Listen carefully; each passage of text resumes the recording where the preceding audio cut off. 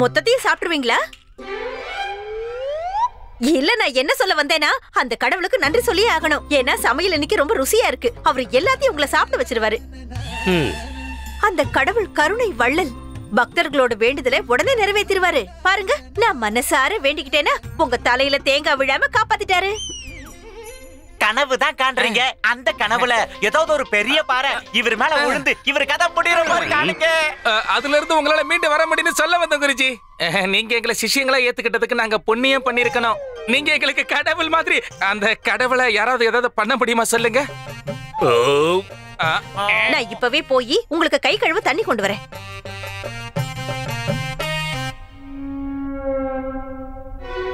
என்ன யோசிச்சுக்கிட்டு இருக்கீங்க குருஜி? அந்த பண்டிதன் ராமகிருஷ்ணனை என்னோட வீட்டுக்கு விருந்தாளியா வர சொல்லி அழைப்பு அனுப்புங்க. என்ன பேசுறீங்க குருஜி?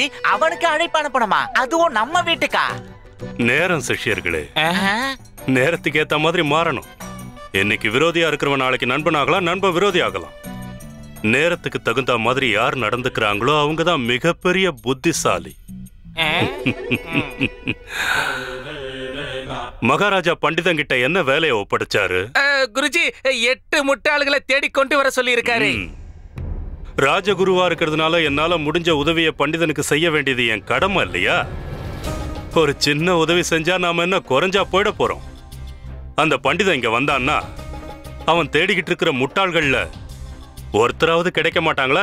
என்ன சொல்ல வரீங்க குருஜி? அப்படின்னா அந்த பண்டிதர்கிட்ட உங்களை நீங்க ஒப்படைச்சுக்க போறீங்களா? முட்டாள் குருஜி பேசுறது குரு மாதாவை பத்தி இல்லையா குருஜி? ரொம்ப சரியா சொன்ன. அந்த பண்டிதன் இங்க வந்தான்னா என் பொண்டாட்டி அவன் முன்னாடி நிச்சயமா ஏதாவது ஒரு முட்டாள்தனமான வேலையை செய்வா. அதனால பண்டிதனுக்கு அவன் தேடுற முதல் முட்டாள் கிடைச்சிருவா. ஒருவேளை அவ அப்படி எதுவும் செய்யலன்னா நான் செய்ய வைக்கிறேன். அப்படி செஞ்சான்னா என் பொண்டாட்டி மாட்டிக்குவா. அதுக்கப்புறம் எனக்கு இந்த முட்டாள் பொண்டாட்டி கிட்ட இருந்து நிரந்தரமா விடுதலை கிடைச்சிரும். சரி, நீங்க முதல்ல சாப்பிட்டு முடிங்க குருஜி. சாப்பிட்டுட்டு எங்களுக்கு கொஞ்சம் வைங்க. இந்த மாதிரி ஒரு கேடு கட்டவன நமக்கு குருன்னு சொல்லிக்கிறது எனக்கு வெக்கமா இருக்கு. கட்டின பொண்டாட்டிய பழி வாங்குறதுக்கு எப்படி யோசிக்கிறான்னு பாத்தியா? என்ன கேட்டா விஜயநகரத்துல இருக்கிற பாதி பேரை முட்டாள்கள்னு சொல்லி சிறையில் அடைக்கணும். ஏன்னா அவனுங்க எல்லாம் இவனை தானே நம்பி இருக்காங்க. அதை விட முட்டாள்தனம் வேற என்ன இருக்க போகுது? அதுவும் சரிதான். எது சரின்னு சொல்றீங்க குருஜி? என்னோட அறிவாற்றல பாராட்டுறீங்கல்ல, அதான் எனக்கு தெரியுமேடா. போங்க, போய் பண்டித ராமகிருஷ்ணனுக்கு நம்ம வீட்டுக்கு அழைப்பு கொடுங்க. உத்தரவு குருஜி.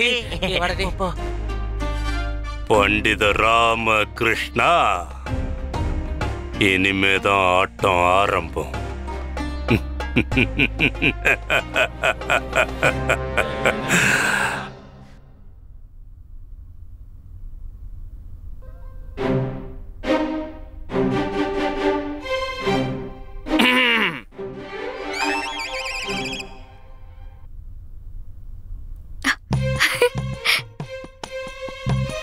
என்ன வாசல்லையே அணை கட்டுறீங்க?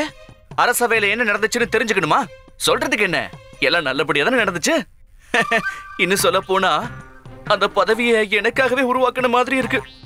ஒரு பக்கம் மகாராஜா, இன்னொரு பக்கம்னா இன்னொரு பக்கம் அந்த பதவி, அப்புறம் அரசவை மலர் தூவிதான் வரவேற்பே தந்தாங்க. எல்லாரும் வாழ்த்து தெரிவிச்சாங்க. நாலா புறமும் ராமா ராமான்னு ஒரே சத்தம்.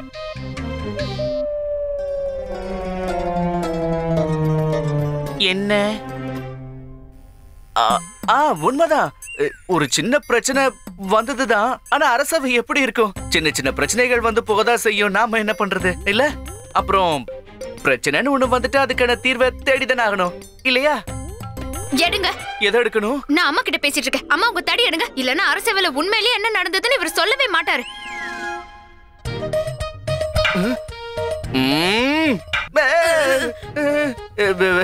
சரி, சாப்பாடு தயாரா இருக்கா? பயங்கரமா பசிக்குது. விட மாட்டீங்களே. அரசவையில என்ன நடந்துச்சுன்னு சொல்லிடுறேன். இன்னைக்கு அரசவையில என்ன நடந்துச்சுன்னா,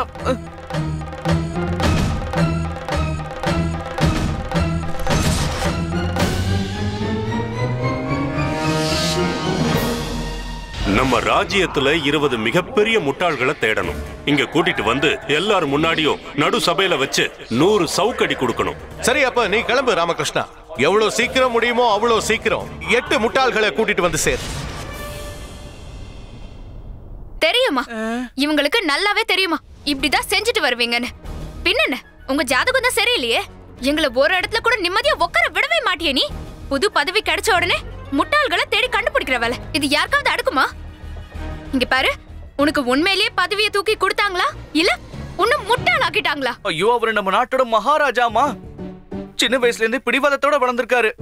எப்படியாவது 8 முட்டாள்களை தேடி கண்டுபிடிச்சு கொண்டு வான்னு சொல்லிட்டாரு. மகாராஜா உத்தரவு போட்டதும் அதை மீற தைரியம் யாருக்காவது வருமா என்ன? அதுலயும் எனக்கு நிச்சயம் வராது. அதுக்காகவாது முட்டாள்களை தேடணும். அதான் சொல்றேன், முட்டாள்களை எப்படி தேடுறது? நான் தான் முட்டாளுங்கன்னு தலையில எழுதி வச்சிருப்பாங்களா என்ன? ஒருவேளை நம்ம கண்டுபிடிச்சாலும் நான் தான் முட்டாள்னு யாருதான் ஒத்துப்பாங்க? சரிதான், சில பேர் தங்களை புத்திசாலினும் மத்தவங்கள முட்டாள்னு நினைச்சிருக்காங்க. ஏதோ பொடி வச்சு பேசுற மாதிரி இருக்கு. அப்படியா தோணுது? அப்படிதானே தோணும். நீ புத்திசாலிதான் லாமா. எப்படி சொல்ற? புத்திசாலிங்களுக்கு சைகையே போதும். அப்படியா? இப்போ உன்னை அடிக்கிறதுக்கு ஏதாவது சைகை இருக்கணுமே குண்டப்பா. உன்கிட்ட இருக்க பிரச்சனை இதுதான். என்ன சலியா புரிஞ்சுக்க மாட்டேங்களே. எடுத்துக்கோங்க. என்ன எடுத்துக்கணும்? தேவையான பொருள் எல்லாத்தையும் எடுத்துட்டு உடனே கிளம்புங்க. எங்க? பக்கத்து ஊர்ல பெரிய திருவிழா நடந்துட்டு இருக்கான். நம்ம அங்க போய் தேடலாம். அங்க நிறைய பேர் வருவாங்கல்ல. 2-3 முட்டாளாவது நமக்கு கிடைப்பாங்க. மீதி பேரை நம்ம வேற எப்படியாவது கண்டுபிடிச்சுக்கலாம். சரியா? வேண்டாமா? சரி, இது முட்டாளுங்களோட சந்திப்புன்னு வை. ஒரே இடத்துல நமக்கு நிறைய முட்டாளுங்க கிடைப்பாங்க. அப்புறம் நீ எண்ணி பார்த்து எத்தனை பேரை வேணாலும் கூட்டிட்டு போ. அடேங்கப்பா, பிரமாதம். அப்படின்னா இன்னும் 5 முட்டாள்கள் தேடினாலே போதும். 5? ஆமா, 3 பேர் கிடைச்சிட்டாங்கல்ல. எங்க? நீங்க தான் 3 பேரும் ஞான சூனியங்க. மழுகி போன உங்க மூளையை வச்சுக்கிட்டு அறிவுரை சொல்ல வந்தீங்க. உங்க 3 பேரையும் கொண்டு போய் மகாராஜா முன்னாடி நிறுத்திடுவேன். உங்க எல்லாருக்கும் 100 சாட்டை அடி கொடுப்பாரு.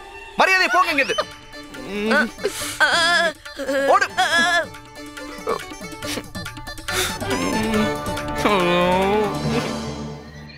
எனக்கு ஒரு விஷயம் தான் புரிய மாட்டேங்குது. முட்டாளுங்களை தேடுற வேலையை அவங்க உங்ககிட்ட தானே ஒப்படைச்சாங்க.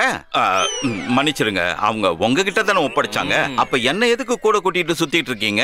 அப்படி கேளுங்க. தேட வேண்டிய 8 முட்டாள்ல ஒரு முட்டாள் கிடைச்சாச்சு. யார் அது? அதான் இப்ப நீங்க ஏன் கூட வந்துகிட்டு இருக்கீங்களே. அப்படின்னா நான் முட்டாளா? வேற என்ன சொல்றது? இந்த மாதிரி முட்டாள்தனமா கேள்வி கேட்டா எனக்கு முட்டாள்னு தானே தோணும். ஆளுங்களை தேடி போகும்போது பாதுகாப்பு அதிகாரி தானே கூட கூட்டிட்டு போகணும். ராஜ நர்த்தகிவா கூட்டிட்டு போக முடியும்? இல்ல, அது வந்து நான் சும்மா விளையாட்டுக்கு. விளையாடுறதுக்கு இதுல என்ன இருக்கு? ஒண்ணு இல்லையே. அப்புறம் எதுக்கு அசடு வடிறீங்க? எதையும் நினைச்சு நான் சிரிச்சிட்டேன், அவ்வளவுதான். என்ன நினைச்சீங்க? ஏன் முட்டாள்தனத்தை நினைச்சேன். நல்ல விஷயம். ஒருத்தர் முட்டாள்தனத்தை நினைச்சு சிரிக்கிறது தான் முதல் புத்திசாலி விஷயம். நல்ல வேளை நீங்க முட்டாள் இல்ல. வாங்க வாங்க வாங்க போலாம்.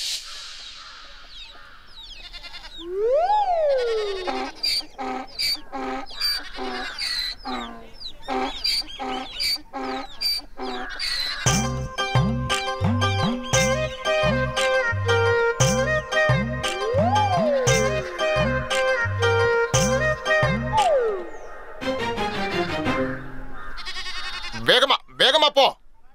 ஐயா வணக்கம், சௌக்கியங்களா? நல்லா இருக்க. ஆமா, நீங்க யாரு? ஐயா, நான் பண்டிதர் ராமகிருஷ்ணன், மகாராஜா ஸ்ரீகிருஷ்ண தேவராயருடைய சிறப்பு ஆலோசகர்னா. இவர்தான் நம்ம நகரத்தோட காவல் அதிகாரி. இவரை பார்த்து நீங்க ஒன்னும் பயப்பட வேண்டாம். நாங்க ஒரு வேலையா இந்த பக்கம் போயிட்டு இருந்தோம். அப்ப நீங்க வித்தியாசமா வர்றது கண்ணில் பட்டதும் உங்ககிட்ட பேசலாமேன்னு தோணுச்சு.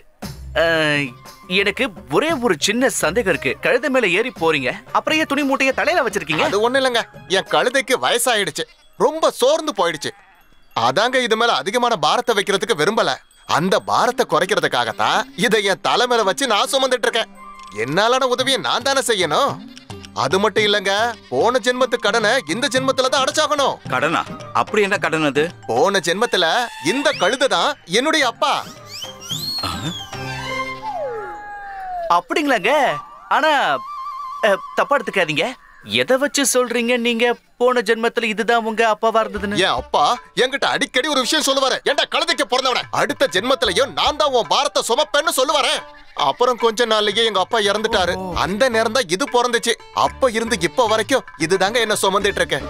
இப்ப நீங்களே சொல்லுங்களேன், இது செத்து போன என் அப்பாவா இல்லாம வேற யாரா இருக்க முடியும்? சரியா சொன்னீங்க, நீங்க கழுதைக்கு பிறந்தவர் தான். ஐயா, நீங்க எனக்கு ஒரு சின்ன உதவி பண்ணணும். வர ஞாயிற்றுக்கிழமை சாயங்காலம் நீங்க நம்ம அரசவைக்கு வர முடியுமா? உங்களை மகாராஜாவுக்கு அறிமுகப்படுத்தி வைக்கிறேன். உங்களுக்கு தக்க பரிசையா அவர்கிட்ட இருந்து வாங்கி தரேன். என்னது? நான் அரசவைக்கா? ஆஹா, நிஜமாதான். நான் ராஜா கிட்ட பேச முடியுமா? கண்டிப்பா. எனக்கு பரிசும் கிடைக்குமா? நிச்சயமா கிடைக்கும். அப்படின்னா சரிங்க, ஞாயிற்றுக்கிழமை சாயந்தரம் நான் கண்டிப்பாக இருப்பேன். அவசியம் நீங்க வந்துடணுங்க. வராம எப்படி அதான் பரிசு கிடைக்கும்ல. இப்போ ஒருத்தன் கிடைச்சிட்டான், அப்புறம் என்னது? மத்த 7 பேர் தேட வேண்டியதா? வாங்க வா போலாம். அதாவது மரியாதையா வாங்கன்னு சொல்ல வந்தேன். வாங்க வாங்க.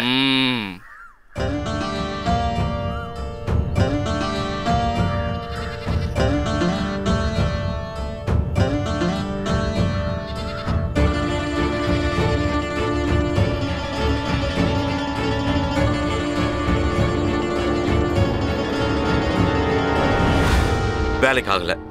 இங்க ஒரு முட்டாள் கூட இல்ல. இங்க யார பார்த்தாலும் நம்ம கண்ணுக்கு புத்திசாலியா தான் தெரியுறாங்க. நாம தான் முட்டாளுங்க. புத்திசாலிங்களுக்கு இடையில முட்டாளுங்களே தேடிக்கிட்டு இருக்கோம்.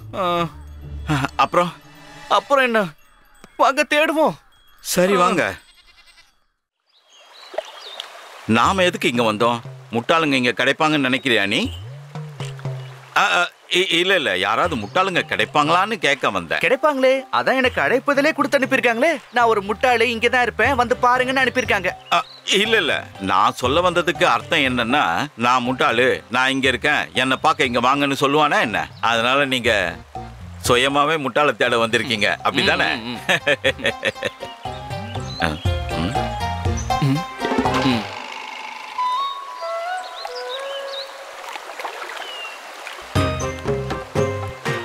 அந்த ஆளு ஏன் அப்படியே நின்னுட்டு இருக்கான்? அசையாம வேற நின்னுட்டு இருக்கான். உயிரோட இருக்கானா இல்ல போய் சேர்ந்துட்டானா? ஒண்ணு பண்ணுவோம், அவர்கிட்ட போய் நீங்க உயிரோட தான் இருக்கீங்களா இல்ல பணமாயிட்டீங்களா அவர்கிட்ட கேட்டு தெரிஞ்சுப்போமா? என்ன நீங்க ஒருவேளை அந்த ஆள் பணமாயிட்டு இருந்தானா எப்படி நிப்பான்? பணத்தால எப்படி நிக்க முடியும்?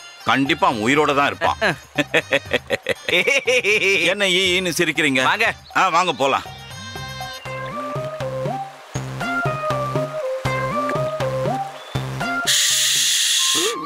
மெதுவா மெதுவா. என்ன விஷயம் நண்பா? ஏன் தண்ணிய பாத்துக்கிட்டு இருக்கீங்க? என் பகையை தீர்த்துக்கிறதுக்காக நின்னுகிட்டு இருக்க. யாரு கூட பகை? ஒரு மீன் கூட தாங்க. காலையில என்ன கடிச்சு ஓடி போயிடுச்சு. அப்ப நான் அவசரத்துல இருந்ததுனால என்னால எதுவும் பண்ண முடியாம போயிடுச்சு. அதான் பகையை தீர்த்துக்க நான் இப்ப வந்திருக்கேன். விடவே மாட்டேன். நீங்க சத்தம் போடாம இருங்க, அது தப்பிச்சு ஓடிடும். அது இருக்கட்டும், எனக்கு ஒரு சின்ன சந்தேகம். ஆத்துல நூத்துக்கணக்கான மீன் இருக்கும், அதுல உங்களை கடிச்ச மீன் இதுதான்னு எப்படி அடையாளம் கண்டுகிட்டு அதை மட்டும் பழி வாங்குவீங்க? எனக்கு தெரியாம பண்ண கூட அந்த மீனுக்கு தெரியும்ல. அது போதுமே எனக்கு. ஆமாமா, சரிதான் சரிதாங்க. நீங்க சொன்னா சரியாதான் இருக்கும். எனக்கு இன்னும் ஒரு சந்தேகம். ஒருவேளை நீங்க தேடுற அந்த மீன் வந்துருச்சுன்னா அதை எப்படி பழி வாங்க போறீங்க? அது இந்த தண்ணியில மூழ்கடிச்சு பழி வாங்க போறேன்.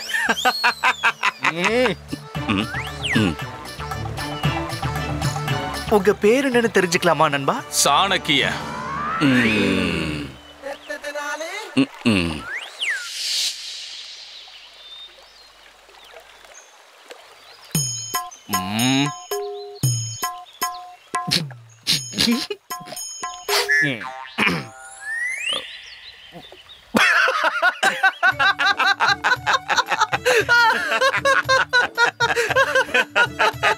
ஐயோ ஐயோ.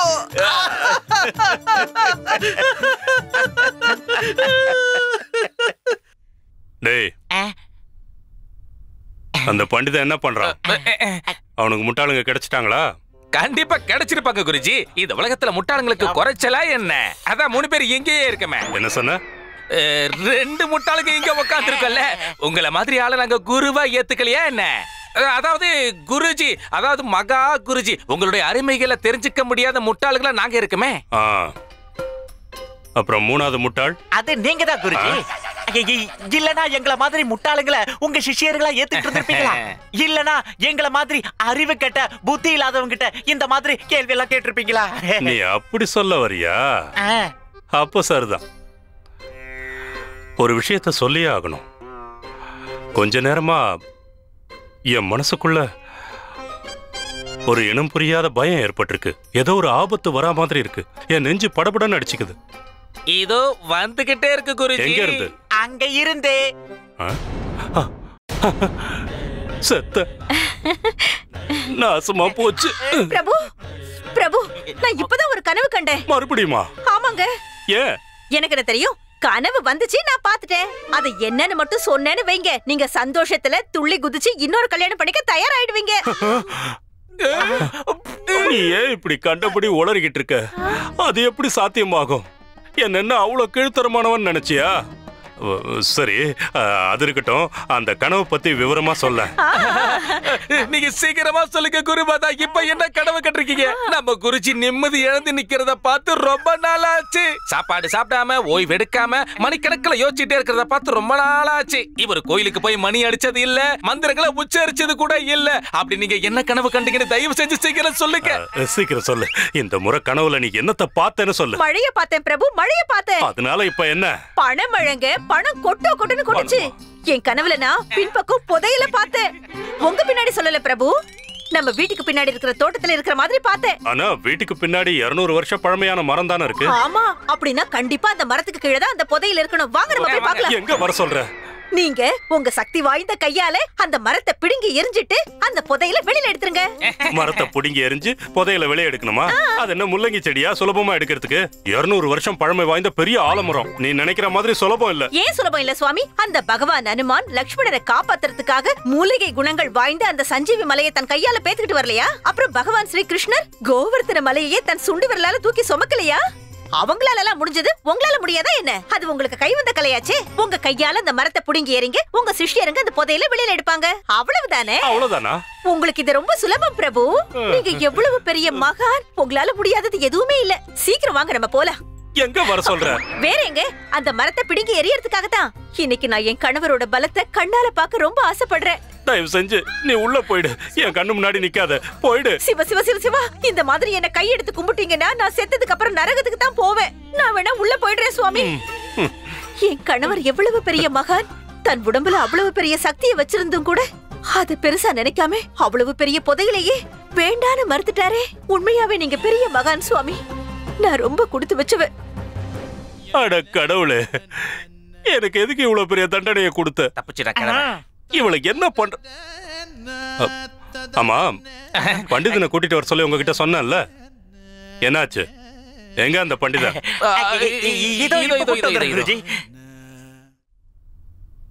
எங்க போல?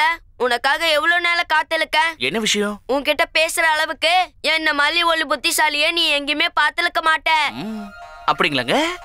எப்படி சொல்றீங்க? நீ தானே சொல்லல ஆத்திச்சுடிய மனப்பாடம் பண்ணி சொல்லுன்னு. நான் மனப்பாடம் பண்ணிட்டேன். நான் உன்கிட்ட மூச்சு விடாம சொல்லி காட்டல. நிஜமாவா? இது பெரிய விஷயம் இல்ல. நீ என்ன கேள்வி கேட்டாலும் அந்த பதில நான் ஒரே நிமிஷத்துல சொல்லிடுவேன், தெரியுமா? இப்பவாது ஒத்துக்கல நான் புத்திசாலின்னு. பதில் சொல்லு. நீ ஏன் நண்பனாச்சே குண்டப்பா, நீ புத்திசாலியா தான் இருப்ப.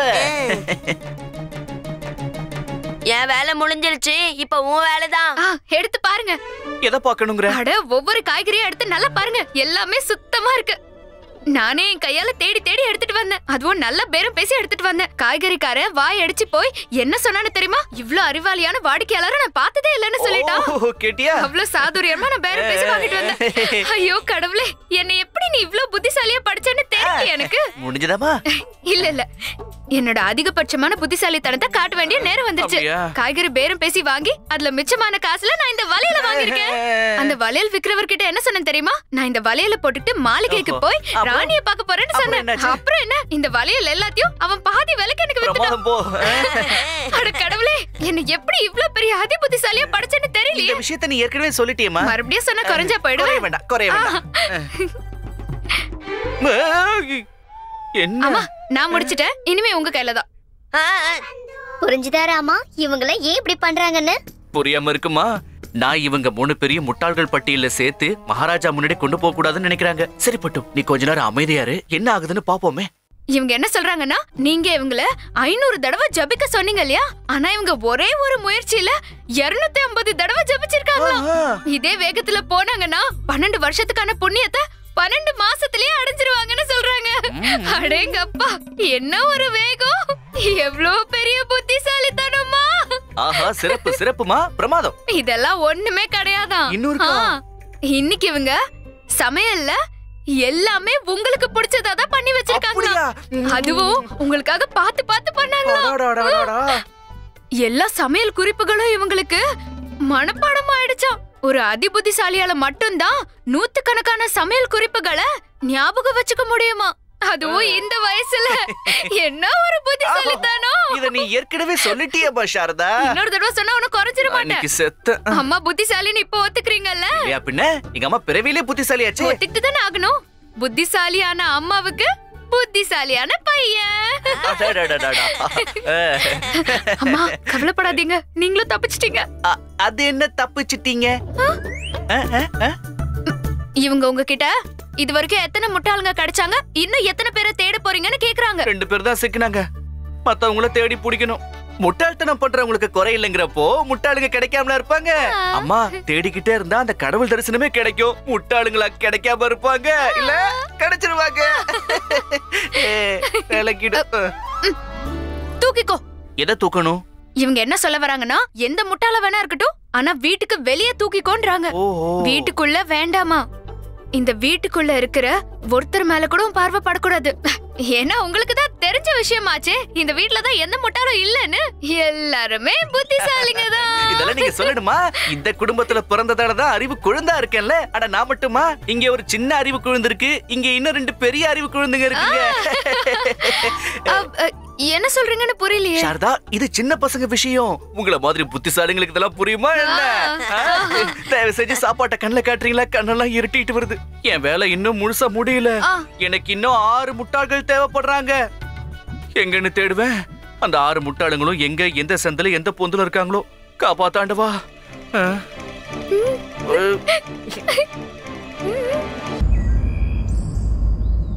முட்டாளுங்களை தேடுற வேலைக்கு பதிலா உங்களுக்கு புத்திசாலிகளை தேடுற வேலையை கொடுத்திருந்தா இந்நேரம் எப்பவோ முடிஞ்சிருக்கும். அது எப்படி? நான் தான் இருக்கேன்ல, எனக்குள்ள எத்தனையோ உருவம் இருக்கு. ஒரு பக்கம் சாணக்கியதனம், இன்னொரு பக்கம் சமயோஜிதம், அதோட வீரமான காவல் அதிகாரியும். அது மட்டுமா? புத்திசாலித்தனத்தோட மொத்த உருவம் நான் தான் சொல்லலாம். எவ்வளவு பெரிய குற்றவாளியா இருந்தாலும் அவங்கள சிறைச்சாலையில் அடைச்சிருக்கேன். ஆனா ஒரு தடவை நாம பின்தங்கிட்டோம்னா, நான் என்ன சொல்ல வரேன்னா, நம்ம எப்பவும் புத்திசாலியா இருக்க முடியாது. நம்மளை விட புத்திசாலியும் இருப்பாங்க. அவங்க நம்மள முட்டாளாக்கிட்டு வேலையை பார்த்துட்டு போயிட்டே இருப்பாங்க. அதாவது உங்களை மாதிரி. கடவுள் எனக்கு இந்த மாதிரி முட்டாள் பையனையா கொடுக்கணும்? இவனை வச்சு நான் என்ன பண்ண போறேனோ? பெத்தது ஒண்ணு, அதுவும் முட்டாளா இருக்கு. என் தலையெழுத்து ஏன் இப்படி இருக்கு? அட கடவுளே, நான் என்ன பாவம் பண்ணேன்னு இந்த மாதிரி ஒரு தண்டனை கொடுத்திருக்க? அட என்ன ஏன்டா அப்படி முறைச்சு பாக்குற? உன்னை தானே திட்டுற, குத்துக்கல்லு மாதிரி உட்கார்ந்திருக்க. என்னாச்சுங்கம்மா? ஏன் உங்க பையனை கண்டபடி திட்டிக்கிட்டு இருக்கீங்க? திட்டாம வேற என்ன பண்றது? இவன் ஒரு பெரிய முட்டாள். கடுகு அளவுக்கு கூட மூளை இல்ல. உங்களுக்கு நம்பிக்கை இல்லனா நீங்களே போய் அவங்க கிட்ட பேசி பாருங்க. சரிங்க சரிங்கம்மா, கொஞ்சம் அமைதியா இருங்க, நான் வந்து பேசி பாக்குறேன். இருங்க. வாங்க வாங்க வாங்க வாங்க.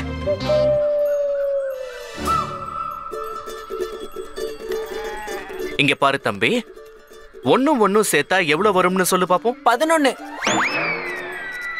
உலகத்திலே தலை சிறந்த உணர்வு எதுன்னு சொல்லு பாப்போம். அமைதி. நம்ம மகாராஜா யாரு? அந்த கடவுள். கேட்டீங்களா? அவன் சொன்னது கேட்டீங்களா? இவனை விட பெரிய முட்டாள் யாராவது இருக்க முடியுமா? இவ்வளவு வயசாகுது, அவனுக்கு ஏதாவது தெரியுதா? நம்ம நாட்டோட ராஜா கிருஷ்ண தேவராயரன் கூட தெரியல. இந்த மாதிரி பையனை வச்சு நான் என்ன பண்ண போறேனோ? அது மட்டும் இல்லாம நேத்து இவனோட முட்டாள்தனத்தோட எல்லையே மீறிட்டான். இவன்கிட்ட குடிக்க தண்ணி வேணும்னு கேட்டேன். இவன் எடுத்துட்டு வரதுக்குள்ள நான் தூங்கிட்டேன். ஆனா இந்த முட்டாள் ராத்திரில இருந்து விடியற வரைக்கும் அந்த சொம்பு கையிலேயே வச்சு நின்னுட்டு இருந்தான். ஆமா, வர ஞாயிற்றுக்கிழமை சாயங்காலம் உங்க பையனை கூட்டிக்கிட்டு அரசவைக்கு வரீங்களா? அரசவைக்கா? எதுக்கு? ஒருவேளை இவன் மகாராஜாவை பார்த்தானா இவன் எதிர்காலமே மாறிடும்ல. ராஜாவை பாக்குற பாக்கியம் கிடைச்சா யாரால தட்டி கழிக்க முடியும்? நாங்க கண்டிப்பா வருவோம். ரொம்ப சந்தோஷமா.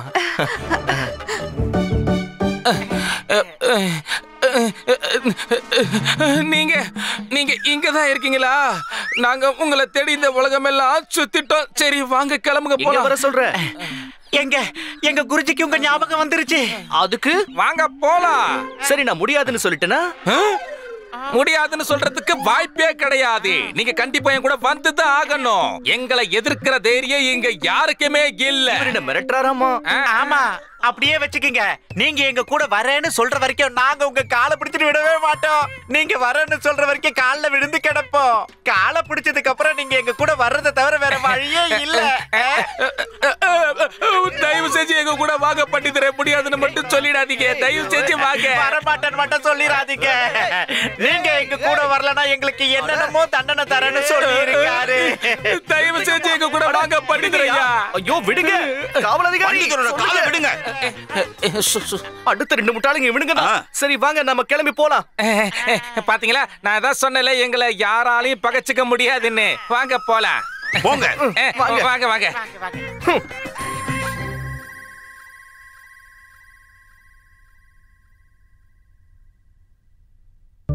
அன்பே, எங்க போய்கிட்டு இருக்க?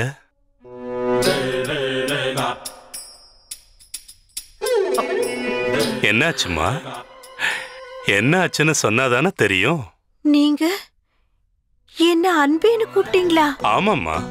என்னுடைய சுவாமி என்ன பார்த்து அன்பேன்னு சொன்னாரா? ஆமா சொன்ன. என் உயிருக்கு மேலான கணவர் கல்யாணமான இத்தனை வருஷத்துல முதல் முறையா என்ன அன்பேன்னு கூப்பிட்டிருக்காரா? ஆமாம்மா கூப்பிட்டேன். நான் ரொம்ப கொடுத்து வச்சவ சுவாமி, ரொம்ப ரொம்ப கொடுத்து வச்சவ. நான் உன்னை என் உயிருக்குயிரா நேசிக்கிறேன். என்னதான் இருந்தாலும் நீ என்னோட மனைவியாச்சு, என்னோட சரி பாதி. உன்னை நான் அன்பேன்னு கூப்பிடாம வேற யார அன்பேன்னு கூப்பிட போறேன்? அன்பே. அட கடவுளே, இந்த சந்தோஷத்தை தாங்கிக்கிற அளவுக்கு எனக்கு சக்தியை கொடு. சந்தோஷம் தாங்க முடியாம என் உயிரே போயிடும் போல இருக்கு. எனக்கு எவ்வளவு சந்தோஷமா இருக்குன்னா இந்த நிமிஷமே நான் ஒரு வேண்டுதலை. எதுவும் சொல்ல வேண்டாம். வேண்டாம், எந்த ஒரு வேண்டுதலும் வேண்டாம். நீ அமைதியா இருந்தாலே போதும். இதுக்கப்புறம் நீ எதையும் வேண்டிக்க வேண்டிய அவசியமே வராது. என்ன சொல்றீங்க சுவாமி? நம்ம வீட்டுக்கு விருந்தாளி வரப்போறாரு. விருந்தாளியா? பண்டிதன் ராமகிருஷ்ணன். எதுக்கு வராரு? அவர் உன்னை பார்த்ததுக்கு அப்புறம் தானே எனக்கு விடுதலை கிடைக்கும். என்ன? இல்ல அதாவது நான் என்ன சொல்ல வந்தேன்னா, இந்த ஒரு ஜென்மத்துல எனக்கு உன்ன மாதிரி ரொம்ப அழகான அருமையான தர்ம பத்தினி, கற்புக்கரசி, கணவனுக்காக தன்னோட வாழ்க்கையே அர்ப்பணிச்ச ஒரு புண்ணிய பிறவி எனக்கு கிடைச்சிருக்காங்கிற விஷயத்தை அவருக்கு நான் தெரியப்படுத்தணும்ல. ரொம்ப சந்தோஷங்க. நீங்க நீண்ட ஆயுளோட வாழணும்னு நான் கோவிலுக்கு போயிட்டு இருக்கேன். அன்பே, விருந்தாளிய உபசரிக்கிறத விட பெரிய பூஜை என்ன இருக்க போகுது? விடு, கோயிலுக்கு நாளைக்கு போய்க்கலாம். இன்னைக்கு விருந்தாளிய உபசரிக்கிற கடமைய பூர்த்தி செய். உள்ள போய் ஒரு நல்ல விருந்துக்கு ஏற்பாடு செய். போமா. உங்க உத்தரவு சுவாமி, உங்க உத்தரவு.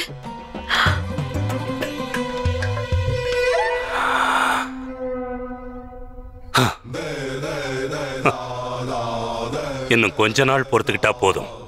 அதுக்கப்புறம் நீ யாரோ நான் யாரோ. அதுக்கப்புறம் நான் சுதந்திர பறவையா காத்துல பறந்துகிட்டு இருப்பேன். படப்பட படப்பட படப்பட படப்பட.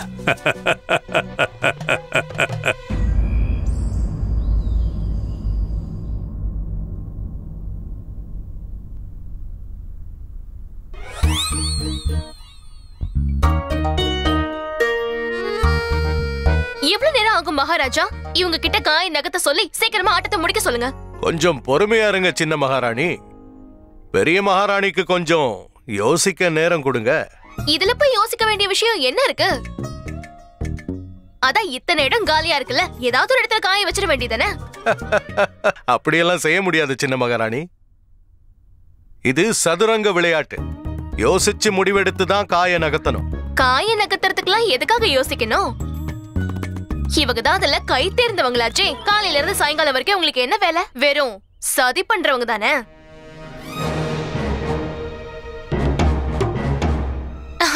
மகாராஜா, இதெல்லாம் விட்டுட்டு வாங்கல. நான் உங்களுக்காக சிறப்பான விருந்து ஏற்பாடு பண்ணிருக்கேன். பாவக்காய் அல்வா, அப்புறம் சுவையான ஊறுகாய். என்ன சமைச்சிருக்க? பாவக்காய் அல்வாவும் சுவையான ஊறுகாவும் செஞ்சிருக்கேன். அதோட வாழைக்காய் தோலால செஞ்ச துவையல் இருக்கே, அத சாப்பிட்டீங்க இன்னும் வேணும்னு அடப்பிடிப்பீங்க. வரேன். நான் போய் சாப்பாடு எடுத்து வைக்கிறேன். நான் வரதுக்குள்ள உங்க விளையாட்டு முடிஞ்சிருக்கணும்னு.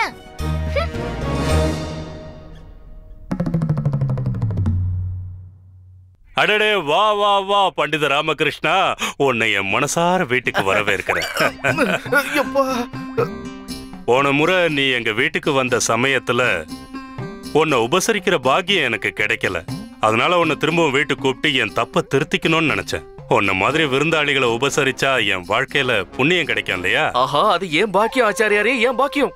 மகாராஜகுரு தாத்தாச்சாரியாரோட உபசரிப்பு கிடைக்குதுன்னா அதுக்கு ஒருத்தன் எவ்வளவு பெரிய பாக்கியசாலியா இருக்கணும் தெரியுமா? இந்த வாய்ப்பை கொடுத்ததுக்கு ரொம்ப நன்றி. ஆனா நீங்க ஒரு விஷயம் மறந்துட்டீங்க. நான் இந்த வீட்டுக்கு வர்றது இது 2வது முறை இல்ல, 3வது முறை.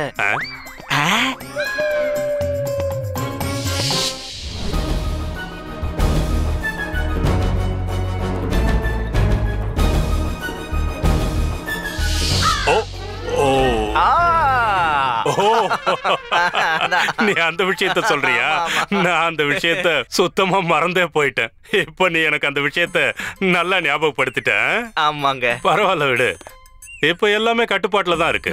அந்த விஷயத்த நீ மறந்த. சரிங்க. இதுல யாரோட தப்பும் இல்ல, சூழ்நிலை அந்த மாதிரி. உண்மையான விஷயம் என்னன்னா, நம்ம 2 பேரும் ஒருத்தர் சரியா புரிஞ்சிக்கவே இல்ல. அதை தவிர நாம ஒண்ணும் கெட்டவங்க கிடையாது. இந்த கிழவ பண்ண கெட்டதெல்லாம் நம்ம கணக்கெடுத்துன்னு வச்சுக்க அந்த நரகத்துல கூட இவனை சேர்த்துக்க மாட்டானுங்க. ஒரு நாளாவது ஒரு நிமிஷமாவது யாருக்காவது நல்லது செய்யவன் யோசிச்சு பார்த்திருப்பான அறிவு கெட்ட கிழவன். அவ்வளவு பாவம் பண்ணிருக்கானே. சிஷ்யர்களே, உங்க குருமாதா கிட்ட போய் சொல்லுங்க, விருந்தாளி வந்திருக்காரு, விருந்துக்கு ஏற்பாடு செய்ய சொல்லுங்க. அப்படியே ஆகட்டும் குருஜி. உட்காருப்பா, உட்காரு. உன் கண்டுபிடிப்பு வேலையெல்லாம் எப்படி போயிட்டு இருக்கு? முட்டாளுங்க யாராவது கிடைச்சாங்களா இல்லையா? எல்லாம் கிடைச்சிருவாங்க குருவே. முட்டாளுங்களால எத்தனை நாள் ஒளிஞ்சுக்கிட்டு இருக்க முடியும்? நம்ம எதிரிலேயே இருப்பாங்க. தேடுற திறமை தான் நமக்கு வேணும். அது என்னமோ உண்மைதான். எதிரிலேயே இருப்பாங்க, ஆனா நம்மளால கண்டுபிடிக்க முடியாது. நான் ஏற்கனவே உங்ககிட்ட சொல்லிருக்கேன், இந்த விஷயத்துல எந்த ஒரு பாரபட்சமோ சுயநலமோ பார்க்கவே வேண்டாம். முட்டாளுங்களை எங்க பார்த்தாலும் உடனே புடிச்சிரு, தப்பிக்க விட்டுறாத. அது இன்னாரோட பொண்டாட்டி, இன்னாரோட புருஷங்கிறத நீ பார்க்கவே வேண்டாம். உன்னோட கடமையை மட்டும் செய். நான் சொல்றது சரிதானே? வாமா, வா வா வா. இவங்களை உங்களுக்கு நல்லா தெரிஞ்சிருக்குமே. இவங்கதான் என்னோட தர்ம பத்னி வருணமாலா. என்ன ஆசீர்வதிங்கம்மா. தீர்காயுசா வாழுங்க. இந்தாங்க தாம்பூலத்தை எடுத்துக்கோங்க. எடுத்துக்கிறேன். ரொம்ப நன்றி. வருணமாலா, இவருக்கு உன்னோட கனவு பத்தி சொல்ல. கனவா?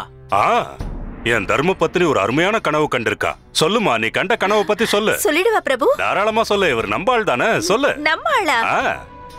ஆனா இவரை பத்தி நீங்க என்கிட்ட ஒரு சூழ்ச்சிக்காரரு, சதிகாரரு, கொடுமைக்காரர்னு சொன்னீங்க. நான் உங்ககிட்ட அந்த மாதிரி எப்போ சொன்னேன்? என்ன உளர்ற நீ? நான் எதுக்காக அப்படி சொல்ல போறேன்? கனவு ஏதாவது கண்டியா? அப்புறம் நீங்க இவரை பத்தி இன்னொன்னு கூட சொல்ல. நான் இவரை பத்தி எதுவுமே சொல்லல. நான் சொல்றத சரியாவே புரிஞ்சுக்க மாட்டா. ரொம்ப விசித்திரமானவ. நான் வேற யார பத்தியோ சொல்லிருக்கேன், உங்களை பத்தி நினைச்சுக்கிட்டு இருக்கா. ஐயோ. சரி, அதெல்லாம் இருக்கட்டும். நீ எனக்காக ஒரு வேலை செய். நீ கண்ட கனவு பத்தி இவர்கிட்ட தெளிவா சொல்லு. கண்டிப்பா சொல்றேன் சுவாமி. நானு என் கனவுல என்ன பார்த்தேன் தெரியுமா? எங்க வீட்டுக்கு பின்னாடி இருக்கிற தோட்டத்துல ஒரு பெரிய புதையல் இருக்குதா. ஆனா அதுக்கு மேல 200 வருஷம் பழமை வாய்ந்த ஒரு பெரிய ஆலமரம் வளர்ந்திருக்கே. இவன் எப்பவுமே இப்படிதான், இந்த மாதிரி தான் ஏதாவது ஏடா கூடமா கனவு காணுவா. அதுக்கப்புறம் என்னோட புத்திசாலி மனைவி என்ன சொன்னா தெரியுமா? அந்த ஆலமரத்தை ஆணி வேரோட புடுங்கி என் சுண்டு விரலால சுமந்து என் சிஷ்யர்களை போய் அந்த புதையலை எடுக்க சொல்றா.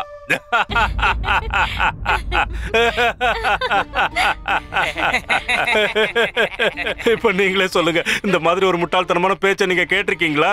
என் வாழ்க்கையில இப்படி ஒரு முட்டாள நான் இது வரைக்கும் பார்த்ததே இல்லை.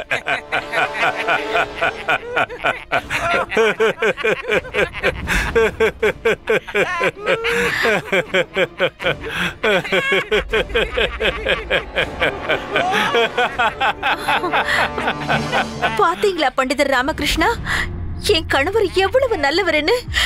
நான் ரொம்ப கொடுத்து வச்சவ. பணம், ஐஸ்வர்யம், ஆடம்பர வாழ்க்கை, இது எது மேலையும் என் சுவாமிக்கு துளி கூட ஆசை இல்ல. கடவுள் தியானத்திலேயே மூழ்கி இருக்கிற ஒரு புனிதமான ஆத்மா.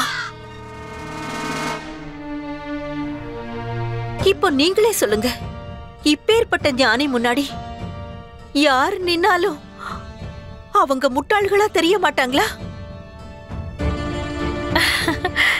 நீங்களே பாத்தீங்களே நம்மள பார்த்து எப்படி சிரிச்சுக்கிட்டு இருந்தாருன்னு.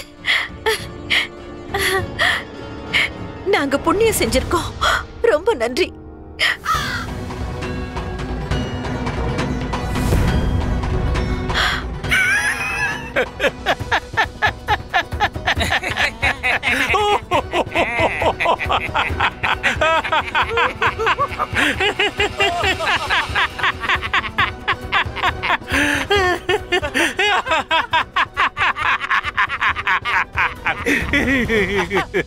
இதுல சிரிக்கிறதுக்கு என்ன இருக்கு குருதேவா? பாவம் அவங்க கனவை பத்தி சொன்னதுக்காக அவங்கள ஒரு முட்டாள் மாதிரி நடத்துறீங்களே. ஆனா எனக்கு அவங்க முட்டாளா தெரியல. அவங்க உங்க மேல வச்சிருக்கிற அளவில்லா பதிபக்தி, பாசம், ஆழமான நம்பிக்கையும் தெரியுது. அவங்க உங்க மேல வச்சிருக்கிற பக்தியையும் அளவு கிடந்த பாசத்தையும் நான் உண்மையிலேயே மனசார பாராட்டுறேன் குருதேவா. அவங்க கண்ட கனவு சரியா இல்லையான்னு கூட யோசிக்காம நேரா உங்ககிட்ட தான் வந்து சொல்லிருக்காங்க. ஏன்னா அவங்கள பொறுத்த வரைக்கும் நீங்க எதையும் சாதிக்க கூடியவர். உண்மைதான், உங்களால எதையும் சாதிக்க முடியும் ஆச்சாரியாரே.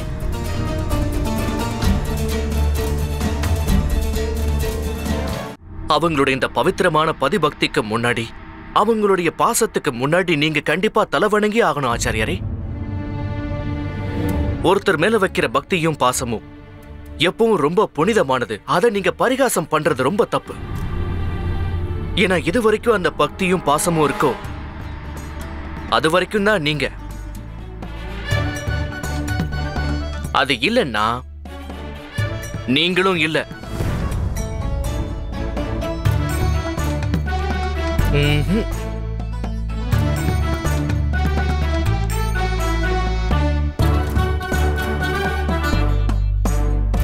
நான் புறப்படுறேன் குருவே.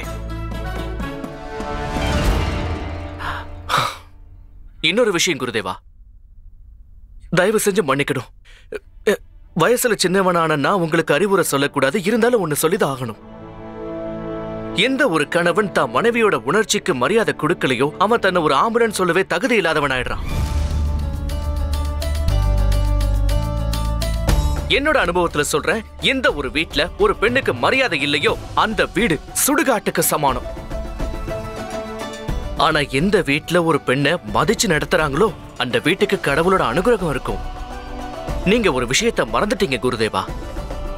எந்த ஒரு யுகத்திலையும் நாம வழிபடுற கடவுள் மனுஷ ரூபம் எடுக்கணுங்கிற அவசியம் ஏற்பட்டப்போ ஒவ்வொரு முறையும் அந்த பிறப்பு ஒரு பெண்ணோட கருவுல இருந்துதான் சாத்தியமாச்சு.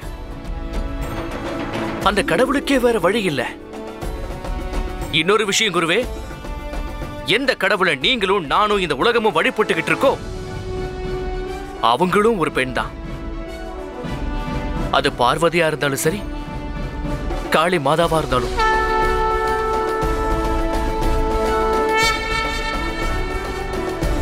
அதனால இனிமே பெண்களை மதிக்க கத்துக்கங்க குருவே. அதுவே நீங்க செஞ்ச பாவங்கள்ல பாதியை கழுவிடும்.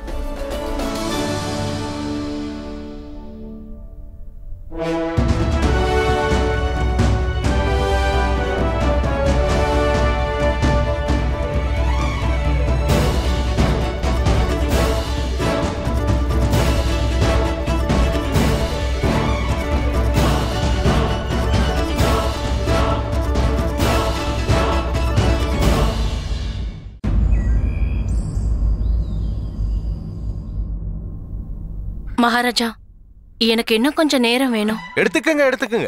எவ்வளவு நேரம் வேணுமோ எடுத்துக்கங்க. எனக்கு எந்த அவசரமும் இல்ல. ஏன் சொல்றேன்னா எனக்கு வந்த பசி இப்ப ஓடியே போச்சு. அது எனக்கு நல்லாவே புரிஞ்சுக்க முடியுது பிரபு. ஆனா எனக்கு புரியாத விஷயம் என்னன்னா உங்க அரசவையில என்ன நடந்துட்டு இருக்குன்னு. நீங்க எதை பத்தி கேக்குறீங்கன்னு எனக்கு நல்லாவே புரியுது மகாராணி. பண்டிதன் ராமகிருஷ்ணன் கிட்ட 8 முட்டாள்களை தேடி கண்டுபிடிச்சு கூட்டிட்டு வர சொன்னனே, அது எனக்கும் பிடிக்கலதான். இன்னும் சொல்ல போனா அத ஒரு பைத்தியக்காரத்தனம்னு கூட சொல்லலாம். ஆனா என்னால வேற என்ன செய்ய முடியும் சொல்லுங்க? அரண்மனையில இருக்கிற சில பேர் என்னோட மூளைய சின்ன பின்னமாக்கிட்டாங்க. அந்த கோபத்துல நானும் ஏதோ ஒரு உத்தரவை கொடுத்துட்டேன்.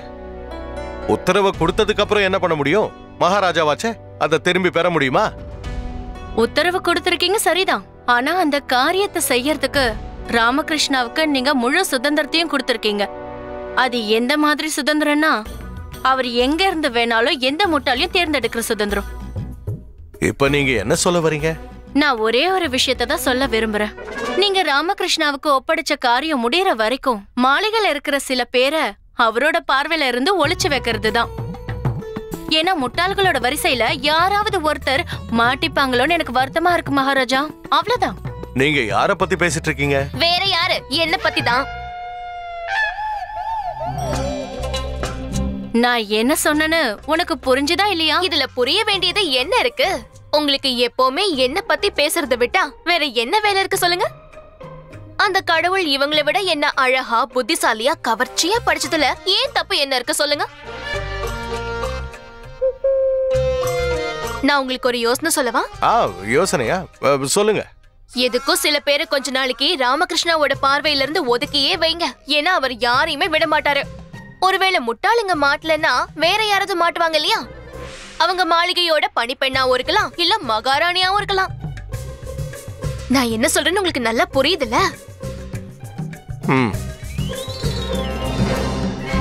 அது சரி மகாராஜா, அந்த 8 முட்டாள்களையும் நம்ம மாளிகைக்கு ராமகிருஷ்ணா எப்ப கூட்டிட்டு வர போறாரு? நாளைக்கு.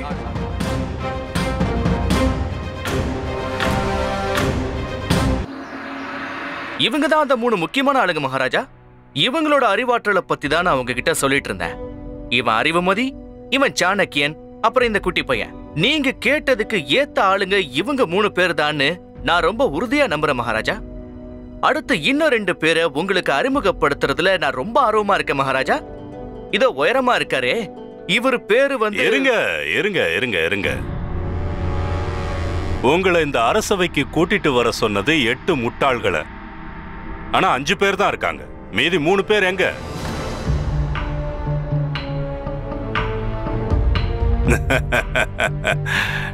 நம்ம சிறப்பு ஆலோசகர் கணக்குல மக்குன்னு நினைக்கிறேன். அப்படி இல்லன்னா மீதி 3 முட்டாள்களை தேடுறதுல இவர் தோல்வி அடைஞ்சிருக்காருன்னு தான் சொல்லணும். ஒருவேளை உங்க கண்ணு முன்னாடி ஒரு முட்டாள் இருக்கிறது நல்லா தெரிஞ்சிருந்தோம், நான் சொல்றது புரியுது இல்ல, நேரடியா பார்த்தும் நீங்க அவங்கள வேணும்னே விட்டுருக்கலாம். அதுக்கு காரணம் என்னன்னா உங்க மனசாட்சி அந்த காரியத்தை செய்ய விடாம தடுத்து இருக்கு. என்ன, உங்களோட நேர்மையான கடமைய உங்க மனசாட்சி செய்ய விடாம தடுத்துருச்சா? பதில் சொல்லுங்க ராமகிருஷ்ணா. இல்ல ஆச்சாரியரே, இல்ல, அந்த மாதிரிலாம் எதுவுமே இல்ல. மகாராஜா எனக்கு உத்தரவு போட்ட மாதிரியே சரியா 8 முட்டாள்களை நான் ஏற்கனவே தேடி கண்டுபிடிச்சிட்டேன். அப்படின்னா மீதி 3 பேர் எங்க? சொல்லுங்க. கொஞ்சம் அவசரப்படாம இருங்க. அவங்க யாரு என்னங்கறத நான் உங்களுக்கு நிச்சயமா காட்டுறேன். கொஞ்சம் அவகாசம் கொடுங்களேன். ஆனா அது வரைக்கும் இங்க இருக்கிற இந்த 2 பேரையும் நான் எல்லாருக்கும் அறிமுகப்படுத்தணும்ல. பண்டிதனை ராமகிருஷ்ணா, நீங்க ஆரம்பிச்ச வேலையை சீக்கிரமா முடிக்கிற வழியை பாருங்க. உத்தரவு மகாராஜா. இதோ இங்க இருக்காரே, இவர்தான் நம்மளுடைய 4வது நபர், சரண்தாஸ். இவருக்கு இருக்கிற அறிவாற்றலை வச்சு புத்திசாலித்தனத்துக்கான இலக்கணத்தையே மாத்தி எழுதிட்டாருன்னா பாருங்களேன்.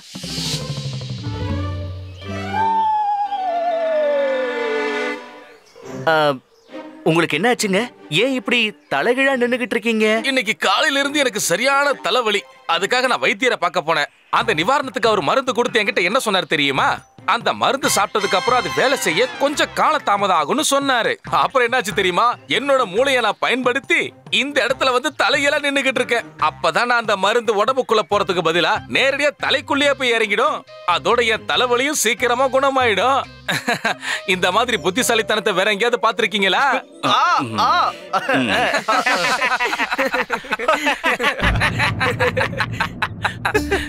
அடுத்ததா இதோ இவர்தான் நம்மளுடைய 5வது நபர், பேரு பிரகாசம். இவரோட புத்திசாலித்தனத்தால அந்த கடவுள் கண்ணிலேயே மண்ணை தூவிட்டார் மகாராஜா. அவரையே முட்டாளாக்கிட்டாரு. இவரை பத்தி நான் என்ன, அவரே சொல்லட்டும் கேட்போமே. சொல்லுங்க பிரகாசம், எப்படி நீங்க அந்த கடவுள் கண்ணிலேயே மண்ணை தூவுனீங்கன்னு எல்லாருக்கும் சொல்லுங்க, கேட்க காத்திருக்கோம்.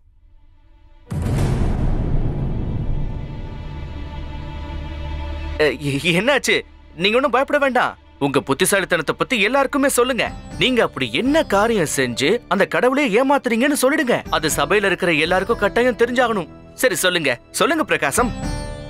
மகாராஜா, என் பேரு பிரகாசம் இல்ல. நான் உங்ககிட்ட பொய் சொன்னேன்.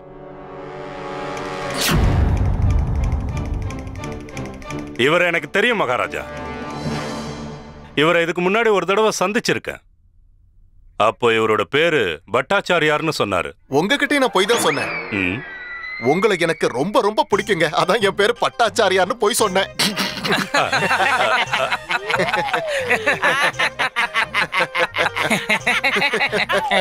மகாராஜா, இவரோட உண்மையான பெயர் எனக்கு தெரியும். அவரோட பேர் என்னன்னா சூரிய ராவ். நான் உங்ககிட்ட சொன்னதும் பொய் தாங்க. என் பேரு சூரிய ராவ் இல்ல. அப்படின்னா உன்னோட பேர் தான் என்ன? அதுதாங்க. அதுதான் என்ன? அதுலதான் விஷயமே இருக்கு குரு. சின்ன வயசுல என் பாட்டி என்கிட்ட என்ன சொல்லுவாங்கன்னா, மேல இருக்கிற சித்திரகுப்தன் தான் நம்மளுடைய இறப்பு பிறப்பு விகிதத்தை பத்தி எழுதுவானா, அதுவும் அவனுடைய பேரோட சேர்த்து. அப்பதாங்க எனக்கு ஒரு யோசனை வந்துச்சு. அன்னையில இருந்து இப்ப வரைக்கும் நான் யாருக்கிட்டயுமே என் உண்மையான பேரை சொன்னதே இல்ல.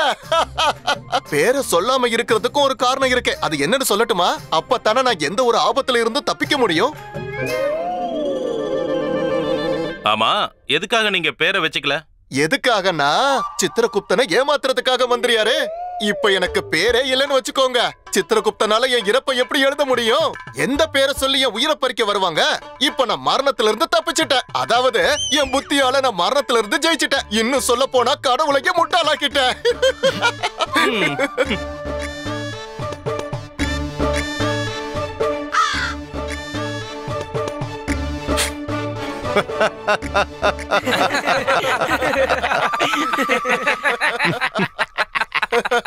பாத்தீங்களா மகாராஜா, இதத்தான் முட்டாள்தனத்தோட உச்சக்கட்டம்னு சொல்லுவாங்க. இவங்க தான் அந்த முட்டாளுங்க. இவங்களாலதான் நம்ம விஜயநகரம் முட்டாளுங்களோட சாம்ராஜ்யமா ஆயிடுச்சு. அதோட நான் இந்த முட்டாள் நகரத்துக்கு ராஜகுரு. இவங்களுக்கு தண்டனை கொடுங்க மகாராஜா. 100 சாட்டை அடி கொடுங்க. நீங்க இவங்களுக்கு கொடுக்கிற தண்டனை பார்த்து ஒரு விஷயம் நிரூபணமாகணும். இதுக்கப்புறம் நம்ம ராஜ்யத்துல யாராவது முட்டாள்தனம் செய்யறதுக்கு முன்னாடி அவங்க 1000 தடவை யோசிக்கணும்.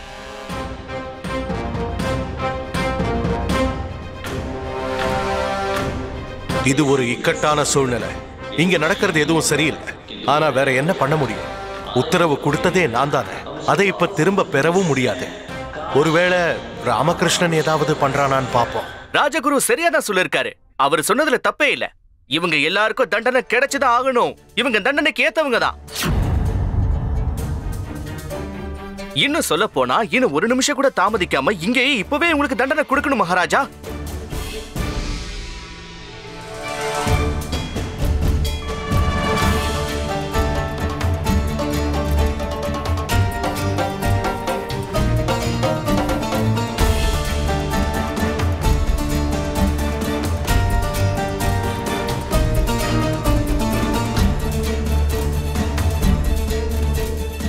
மந்திரியாரே, மகாராஜா, தண்டனையை உடனடியா நிறைவேற்ற சொல்லுங்க.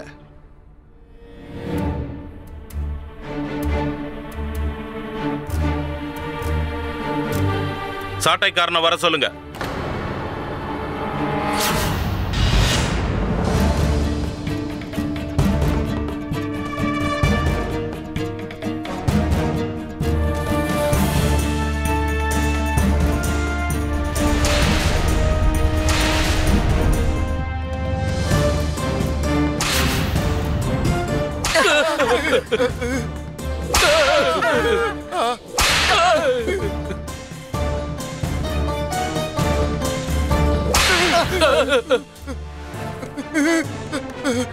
நில்லுங்க.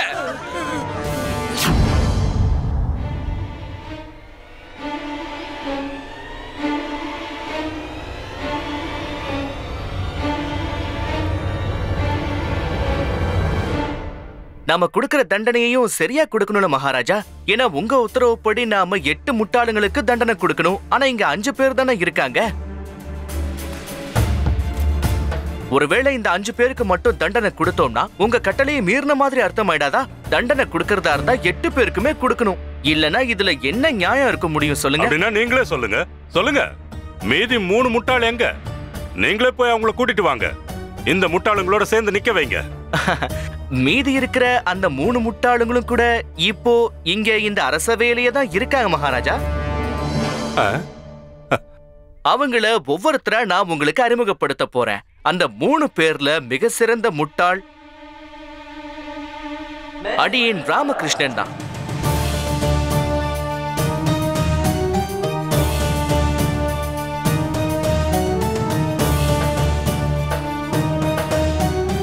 ஆமா மகாராஜா, நான் தான் அந்த 6வது முட்டாள். தண்டனை அனுபவிக்க வேண்டிய 8 பேர்ல நானும் ஒருத்தனா இருக்கேன்.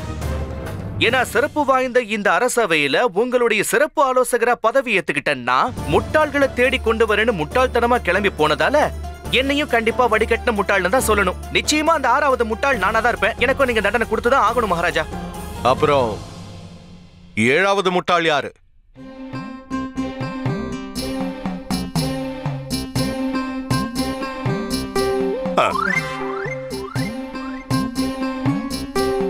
என்ன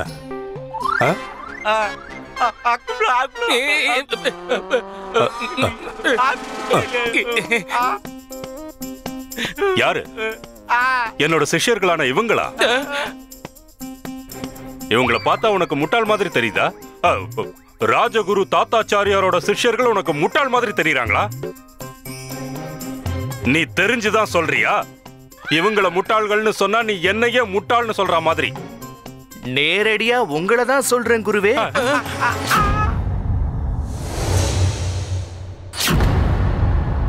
அந்த 7வது முட்டாள் கண்டிப்பா நீங்க தான் ஆச்சாரியாரே.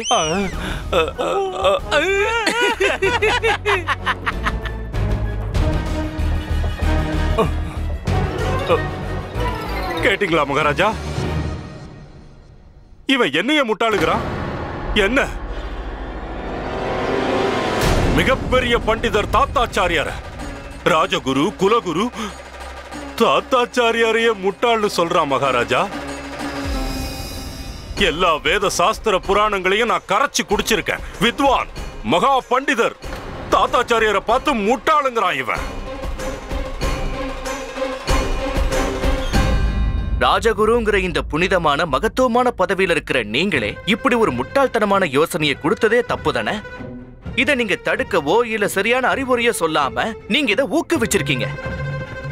முட்டாள்களுக்கு 100 சவுக்கடிய தண்டனையா கொடுக்கணும்னு சொன்னீங்களே, இதை விட ஒரு மிகப்பெரிய முட்டாள்தனம் இருக்க முடியுமா ஆச்சாரியாரே?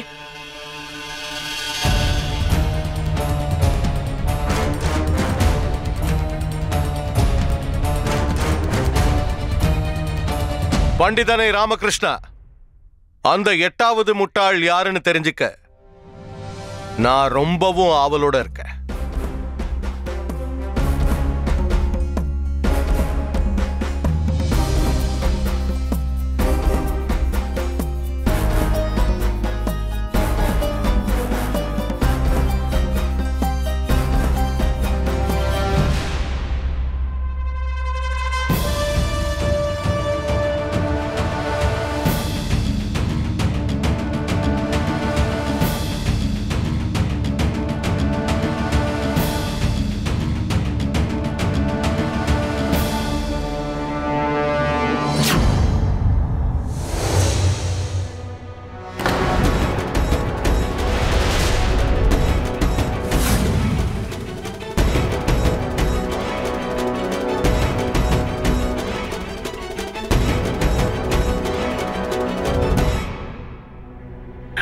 இவன் இந்த பண்டிதன் பைத்தியமாயிட்டான் மகாராஜா.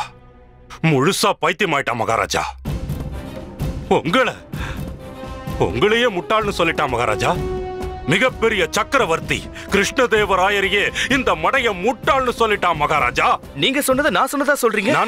நான் எப்போ சொன்னேன்? அதான் இப்ப நீங்க மகாராஜாவை முட்டாள்னீங்களே. நீ தானே சொன்ன. நான் எப்போ சொன்னேன்? நான் எப்ப சொன்னேன்? இப்பதானே சொன்னேன். எதுவுமே சொல்லலையே. வாயை திறந்து சொல்லலனாலும் நீ மகாராஜாவை முட்டாள்னு தானே சொல்ல வந்த. ஐயோ, நான் எதுவும் சொல்லல. நான் மகாராஜா கிட்ட கேள்விக்கு பதில் தானே சொல்லிக்கிட்டு இருந்தேன். இந்த கேள்விக்கான பதில தானே சொல்ல வந்த. நம்ம மகாராஜா ஒரு முட்டாள். ஐயோ குருவே, தொடர்ந்து 4வது தடவையா மகாராஜாவை முட்டாள்னு சொல்றீங்க. பண்டிதனை ராமகிருஷ்ணா,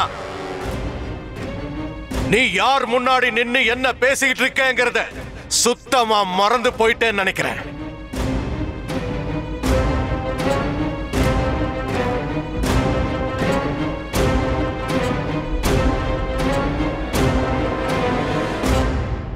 நான் யாரு முன்னாடி நிக்கிறேன், யாருக்கிட்ட பேசிக்கிட்டு இருக்கேன்னு எனக்கு நல்லா தெரியும். நான் கடவுளுக்கு சமானமா பார்க்கிறேன். உலக புகழ் பெற்ற என்னுடைய சக்கரவர்த்தி ஸ்ரீ கிருஷ்ண தேவராயருக்கு முன்னாடி நின்று பேசுறேன். என்னோட செயல் உங்களை கோவப்படுத்தி இருக்கலாம், இருந்தாலும் எனக்கு முழு நம்பிக்கை இருக்கு மகாராஜா.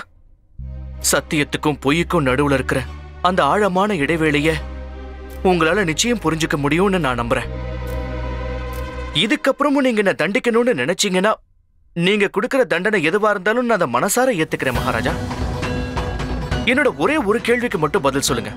ஒருத்தர் முட்டாள்தனமான வேலையை செஞ்சிட்டாங்கன்னா அதுல அவங்களோட தப்பு என்ன இருக்கும் மகாராஜா? கடவுள் அவங்கள அப்படி படைச்சிட்டாரு. இவங்கெல்லாம் எதுக்கு தண்டனை அனுபவிக்கணும்? இவங்க உலகத்தை பார்க்கறதும் சிந்திக்கிறதும் வேற விதமா இருக்குன்னா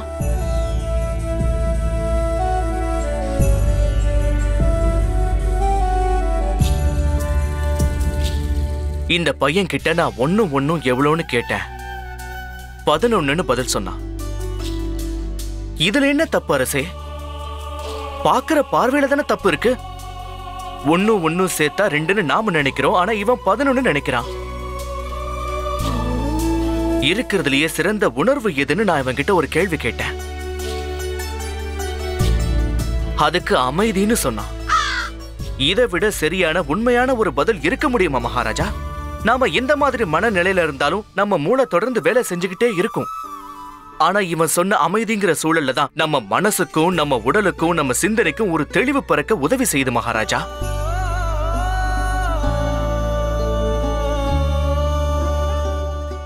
அதுக்கப்புறம் நான் இவன் கிட்ட நம்ம மகாராஜா யாருன்னு கேட்டேன். அதுக்கு இவன் கடவுள்னு சொன்னான். இது உண்மை இல்லையா மகாராஜா? நாம வாழ்ந்துகிட்டு இருக்கிற இந்த பூலோகத்துக்கும் நமக்கும் ஜீவராசிகளுக்கும் உண்மையான மகாராஜாவா இருக்கிறது அந்த கடவுள் தானே? அரசர்களுக்கெல்லாம் அரசர் அந்த பரமேஸ்வரர் தான் சொல்றது பொய்யா என்ன? நாம எல்லாம் அவர் பிரஜைகள் தானே?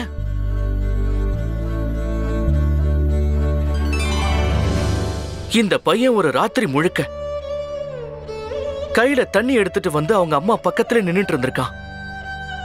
இது முட்டாள்தனம்னு மத்தவங்க இல்ல, இவனை பெத்தவங்களே சொல்லிருக்காங்க. ஆனா ஒரு நிமிஷம் யோசிச்சு பாருங்க, அது என்ன அவ்வளவு பெரிய முட்டாள்தனமா? சொல்லுப்பா, ராத்திரி முழுக்க கையில சொம்ப வச்சுக்கிட்டு எதுக்காக நின்னுகிட்டு இருந்த? அம்மா தாகத்தோடயே தூங்கிட்டாங்க. ஒருவேளை அவங்க தாகம் அதிகமாய் அவங்க தூக்கம் களைஞ்சு பார்த்தா அந்த நேரத்துல நான் அங்க இல்லாம இருந்தா அவங்க தாகத்தோடயே தூங்க வேண்டியிருந்திருக்கும்.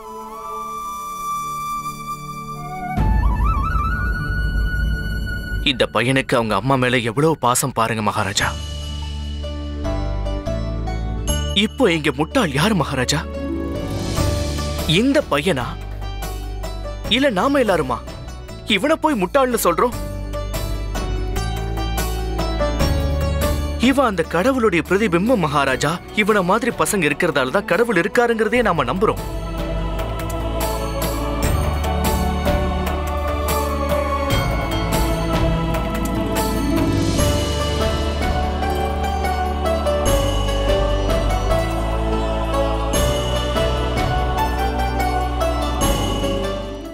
இவங்க எல்லாரும் நல்லவங்க மகாராஜா.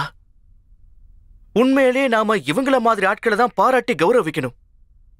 இவங்களால நம்மள மாதிரி சகஜமா இருக்க முடியாது. ஆனா இவங்க யாருக்கும் எந்த துன்பமும் தரமாட்டாங்க. நம்ம கிட்ட இருக்கிற அறிவாற்றல் இவங்க கிட்ட இல்லாததாலதான் இவங்கள பார்த்து மத்தவங்க கத்துக்கிறாங்க. புத்திமான்னு சொல்லி நாம பாராட்டுற நம்மள மாதிரி ஆளுங்க தான் ஏமாத்துறாங்க, சதிவள பின்றாங்க, போய் பேசுறாங்க, துரோகம் செய்யறாங்க. முட்டாள்தனத்துக்கு தண்டனை தேவையில்லை மகாராஜா, கல்விதான் தேவை. நான் உங்களை கெஞ்சி கேட்டுக்கிறேன் மகாராஜா, இவங்களுக்கு தண்டனைக்கு பதிலா நல்ல கல்வி கொடுக்கணும்னு கேட்டுக்கிறேன்.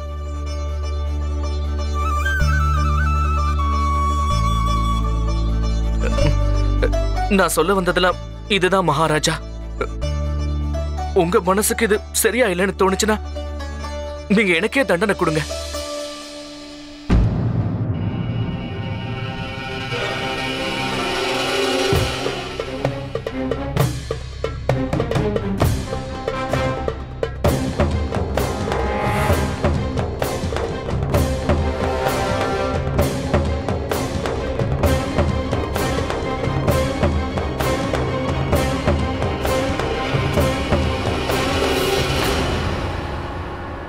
பிரமாதம் பண்டிதனே ராமகிருஷ்ணா.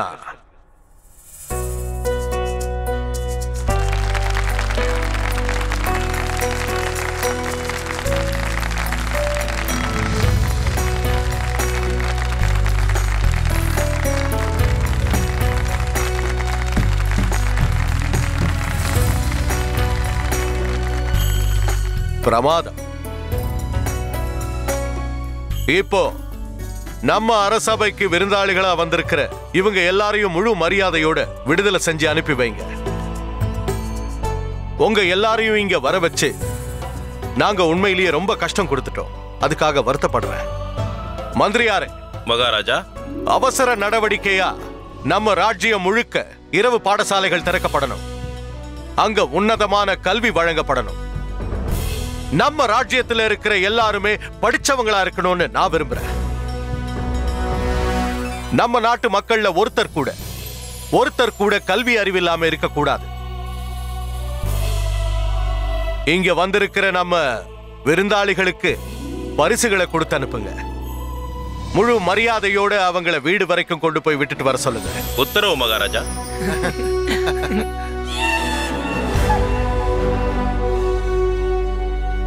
பண்டிதனே ராமகிருஷ்ணா,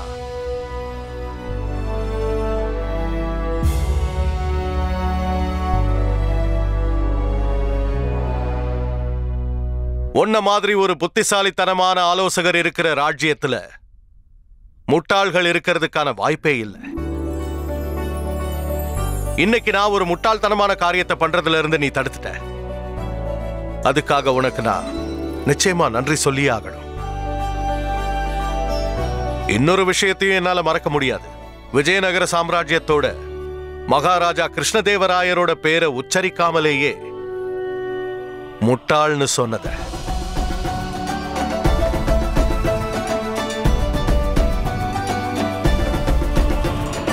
மகாராஜா கிருஷ்ணதேவராய வாழ்க! மகாராஜா கிருஷ்ணதேவராய வாழ்க! மகாராஜா கிருஷ்ணதேவராய வாழ்க! மகாராஜா கிருஷ்ணதேவராய வாழ்க! மகாராஜா கிருஷ்ணதேவராய வாழ்க! शुक्लां बालदलं विष्णुं शशिवर्णं चतुर्भुजां विष्णुं शशिवर्णं चतुर्भुजां प्रसन्नवदनं ध्यायेत् सर्वविघ्नोपशान्तये. ருத்ர பிரச்சோதயாத். என்ன பாக்குற? நீ எனக்கு பகவான் கணபதியோட ஸ்லோகத்தை கத்து தரலன்னு தானே சொல்ல? ஆமா, அததான் கத்து கொடுத்துட்டு இருக்கேன். ஆனா இதுல பகவான் கணபதியே வரலையே, அந்த பேல கூட வரல. இது விஷ்ணு பகவானோட ஸ்லோகம். சிவாய. விஷ்ணுங்கிற வார்த்தை வரும், ஆனா இது பகவான் கணபதியோட ஸ்லோகன் தான். நீ இப்ப சொன்னது எப்படி இழுக்கு தெரியுமா? மரத்துல நட்டுல இருந்தலாமா, பழத்தை சாப்பிட்டது வேளாளு. உனக்கு எதுவுமே தெரியலையே ஷாலுதா. கொஞ்சம் இங்க பாருங்க சின்ன பண்டிதரே. யாராவது ஒரு கேள்வி கேட்டாங்கன்னா அதுக்கான பதில தெரிஞ்சுக்கிற பொறுமையும் ஆர்வமும் இருக்கணும். அந்த ஸ்லோகத்துக்கான அர்த்தத்தை நான் சொல்றேன். இங்க வா வா, எப்படி உட்காரு. சுக்லாம் பர்தரம், அதுக்கு அர்த்தம் என்னன்னா வெண்ணிற ஆடையை தரித்தவர், அதாவது விஷ்ணு.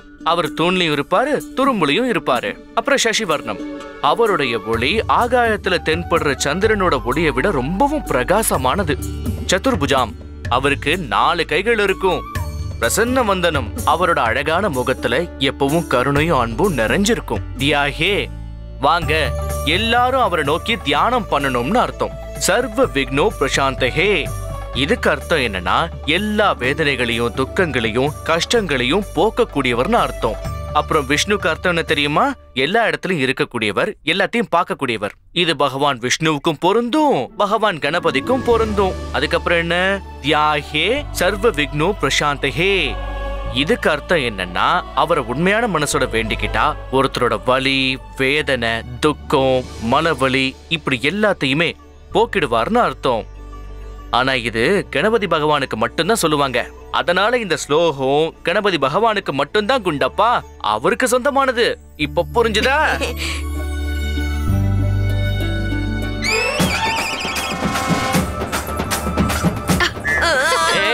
என்ன என்னாச்சு?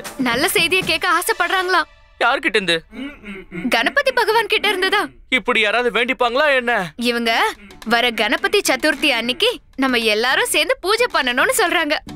அப்புறம் பகவான் கணேஷ் கிட்ட இவங்க வேண்டிக்க போறாங்களா? என்ன வேண்டிக்க போறாங்களா? சாரதா, வெக்கப்பட்டுக்கிட்டே இருக்க போறியா இல்ல அவங்க சொன்னதை சொல்ல போறியா? இவங்க கணபதி பகவான் கிட்ட என்ன வேண்ட போறாங்க தெரியுமா? இவங்களோட மடியில, அவங்க மடியில என்ன? இவங்க மடியில பேரனும் பேத்தி விளையாடணும்.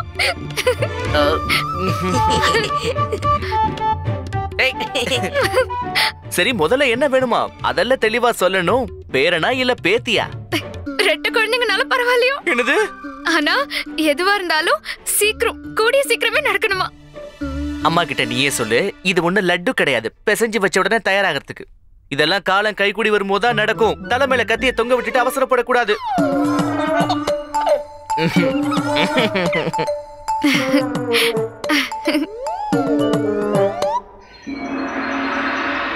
சபை நிர்வாகங்களை தொடங்கலாம்.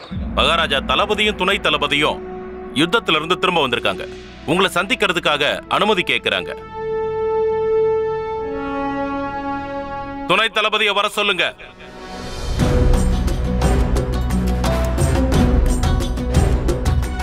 சக்கரவர்த்தி ஸ்ரீ கிருஷ்ணதேவராயர் வாழ்க. மகாராஜருடைய பாதங்களுக்கு இந்த துணை தளபதி தேவேந்திர ராவுடைய பணிவான வணக்கங்கள். துணை தளபதியாரே, இந்த வெற்றிக்காக நான் உங்களை மனப்பூர்வமா வாழ்த்துறேன். இந்த தடவை நீங்க யுத்தத்துல ஜெயிச்சிட்டு வந்திருக்கீங்க. அப்படின்னா உங்களுக்கு முன்னாடியே தெரியுமா மகாராஜா? நிச்சயமா வெற்றி செய்தியோட தான் நாங்க உங்களை பார்க்க வருவோம்னு எனக்கு நம்பிக்கை இருந்தது. நீங்க என்ன பார்க்க வர அப்ப வெற்றி செய்தியோட தான் வருவீங்க. ஏன்னா இந்த தடவை வெற்றி அடைஞ்சு திரும்பி வரதை தவிர உங்ககிட்ட வேற வழியும் இல்லையே. மறுபடியும் தாக்குதலுக்கான ஏற்பாடுகளை பண்ணுங்க. இந்த தடவை நம்ம படைகள் அக்கறைக்கு போய் சேர்ந்த உடனே அவங்க போன கப்பல்கள், படகுகள் எல்லாத்தையுமே எரிச்சு சாம்பல் ஆக்கிடுங்க. இந்த வெற்றிக்கான பெருமை உங்களையே வந்து சேரும் மகாராஜா. இல்ல துணை தளபதியாரே, இந்த வெற்றிக்கான பெருமை என்ன சேராது. இந்த வெற்றிக்கான முழு பெருமையும் முழுமுதற் கடவுளான விநாயகரையே போய் சேரும். விநாயகர் எல்லா நல்ல உள்ளங்களுக்கும் தடை இல்லாம செய்யறவர். அதே நேரம் துஷ்டர்கள் எல்லாருக்கும் தடைகளை உண்டு பண்றவரும் அவர்தான். யுத்தத்துல வெற்றி பெறணுங்கிற எண்ணத்தை நம்ம மனசுல உண்டு பண்றதும் அவர்தான். அவருடைய ஆசீர்வாதத்தாலையும் வழிகாட்டுதலாலையும் தான் நாம இதுவரைக்கும் இந்த மக்களை பாதுகாத்துக்கிட்டு வரோம். நம்முடைய படைகள் யுத்தத்துக்கு போனதுக்கு அப்புறம் நான் விநாயகர் கிட்ட நம்மோட வீரர்கள் ஒவ்வொருத்தரோட உயிருக்காகவும் பிரார்த்தனை பண்ணேன். அவங்க வெற்றி பெற வேண்டிக்கிட்டேன். அதோட ஒரு தீர்மானமும் எடுத்துக்கிட்டேன். இந்த யுத்தத்துக்கு அப்புறம் வரப்போற விநாயகர் சதுர்த்தி அன்னைக்கு விநாயகரோட அந்த உற்சவத்தை விமர்சையா கொண்டாடணும்னு முடிவெடுத்தேன். உங்களுக்கு நீங்க அடைஞ்ச இந்த வெற்றிக்காக மனப்பூர்வமான வாழ்த்துக்கள். இதுல பங்கேற்றுக்கிட்ட ஒவ்வொரு வீரனுக்கும் என்னுடைய சார்பா உடனடியா பரிசுகளை கொடுக்கறதுக்கு ஏற்பாடு பண்ணுங்க மந்திரியாரே. உத்தரவு மகாராஜா. குருதேவா, விநாயகரோட அருளால நம்முடைய எல்லா வீரர்களும் உயிரோட திரும்பி இருக்காங்க. என்னுடைய வேண்டுதலை நிறைவேற்ற வேண்டிய நேரம் வந்துருச்சுன்னு நினைக்கிறேன். என்னுடைய ஆசை என்னன்னா, வர விநாயகர் சதுர்த்தி அன்னைக்கு நம்ம அரண்மனையில விநாயக பெருமானுக்கு நாம கொடுக்க போற வரவேற்பு எப்படி இருக்கணும்னா விஜயநகர சாம்ராஜ்யத்தோட வரலாற்றுல எழுதப்படுற அளவுக்கு இருக்கணும். குருதேவா, இத பத்தி நீங்க என்ன சொல்ல நினைக்கிறீங்க? இதத்தான், இதையே தான் நானும் சொல்லணும்னு நினைச்சேன் மகாராஜா. இது அந்த பகவான் ஸ்ரீ கணேசரோட லீலை மகாராஜா. அவரோட 2 பக்தர்களுக்கும் ஒரே மாதிரியான எண்ணம் தோணுது இல்லையா? எந்த விஷயம் என்னோட மூளைக்குள்ள ஓடிக்கிட்டு இருந்ததோ அதே விஷயத்த நீங்களும் யோசிச்சிருக்கீங்க. நம்ம 2 பேரோட எண்ணங்களும் ஒரே மாதிரி இருக்குன்னு நினைக்கும் போது எனக்கு ரொம்ப சந்தோஷமா இருக்கு. இன்னொரு விஷயம், இன்னையில இருந்து 10 நாளைக்கு விநாயக பெருமான் இங்க ஸ்தாபிச்சு இருக்கிற வரைக்கும் நம்ம அரண்மனையில நம்ம நாட்டு மக்கள் எல்லாரையும் வரவழைச்சு ஒரு மகா பூஜையை நடத்தணும். அப்படியே ஆகட்டும் மகாராஜா. அதுல எந்த மாற்றமும் இருக்காது. வர விநாயகர் சதுர்த்தி அன்னைக்கு விநாயகருக்கு இந்த அரண்மனையில நாம கொடுக்க போற வரவேற்பு எப்படி இருக்கணும்னா அதை பார்த்து இந்த மொத்த உலகமும் அசந்து போகணும் மகாராஜா. நீங்க இந்த பொறுப்பை என்கிட்ட ஒப்படைச்சிருங்க மகாராஜா. எல்லா ஏற்பாடுகளும் என்னோட மேற்பார்வையில கச்சிதமா நடக்கும். நான் இன்னொரு விஷயத்தையும் சொல்லணும்னு நினைச்சேன். தினமும் நம்ம ராஜ நர்த்தகி சௌதாமணியோட பக்திமயமான நடன நிகழ்ச்சியை நடத்தினா நல்லா இருக்கும்னு நினைக்கிறேன். அது மூலமா நம்ம ராஜ்யத்துல இருக்கிற எல்லா மக்களும் விநாயக பெருமானோட பக்தியில மூழ்கி ஆனந்தத்தை அடைவாங்க. குறுக்கிடுறதுக்கு மன்னிக்கணும், நான் பேசலாமா? சொல்லு பண்டிதனே ராமகிருஷ்ணா, சொல்ல வந்த விஷயத்த சொல்லு. மகாராஜா, 10 நாளைக்கு ராஜ நர்த்தகியோட நடனம் மட்டும்தானா இந்த உற்சவத்தை உற்சாகமா நடத்த முடியாம போகவும் வாய்ப்பு இருக்கு இல்லையா? அவங்க நாட்டியத்தை நாம எப்ப வேணும்னாலும் பார்க்கலாமே. இதுல புதுசா என்ன இருக்கு? அப்படின்னா புதுசா என்ன பண்ணணும்னு சொல்லு. நானே மிருதங்கத்தை எடுத்து வாசிச்சுக்கிட்டே இருக்கட்டுமா? இந்த கிழவன் தெருக்கூத்தாடி மாதிரி வாசிக்கத்தான் லாய்க்கப்படுவான். அடே கூத்தாடி மாதிரி வாசிக்கிறது விடு. ஒருவேளை பாட்டு பாட போறேன்னு களத்துல இறங்கிட்டாருன்னு வச்சுக்க, அந்த வெறுப்போட இந்த ஆளை கொன்னுடுவா. மகாராஜா, பண்டிதர் ராமகிருஷ்ணன் சொன்னதை நான் 100% ஆமோதிக்கிறேன். நீங்க அனுமதி கொடுத்தீங்கன்னா என்னோட விருப்பத்தை சொல்ல நினைக்கிறேன். சொல்லுங்க மந்திரியாரே. மகாராஜா, பகவான் கணேசனோட பக்தர்களுக்கு இந்த விஷயம் நல்லா தெரிஞ்சிருக்கும். இஷ்ட தெய்வமான இவருதான் 64 கலைகளையும் உருவாக்குனாரு. எல்லாத்துலயும் கை தேர்ந்தவர். அதனால அவரை விட பெரிய கலைஞர் வேற யாரா இருக்க முடியும் சொல்லுங்க? அவரே ஒரு பெரிய கலை பிரியருங்கிறதுனால ஒரு இசை போட்டியை நடத்தினா நல்லா இருக்கும்னு நினைக்கிறேன். அதுல நம்ம நாட்டை சேர்ந்தவங்க மட்டும் இல்ல, இந்த உலகத்துல இருக்கிற கலை பிரியர்களையும் கலை போட்டிதாரர்களையும் நாம் இதுல பங்கேற்க வைக்கலாம்.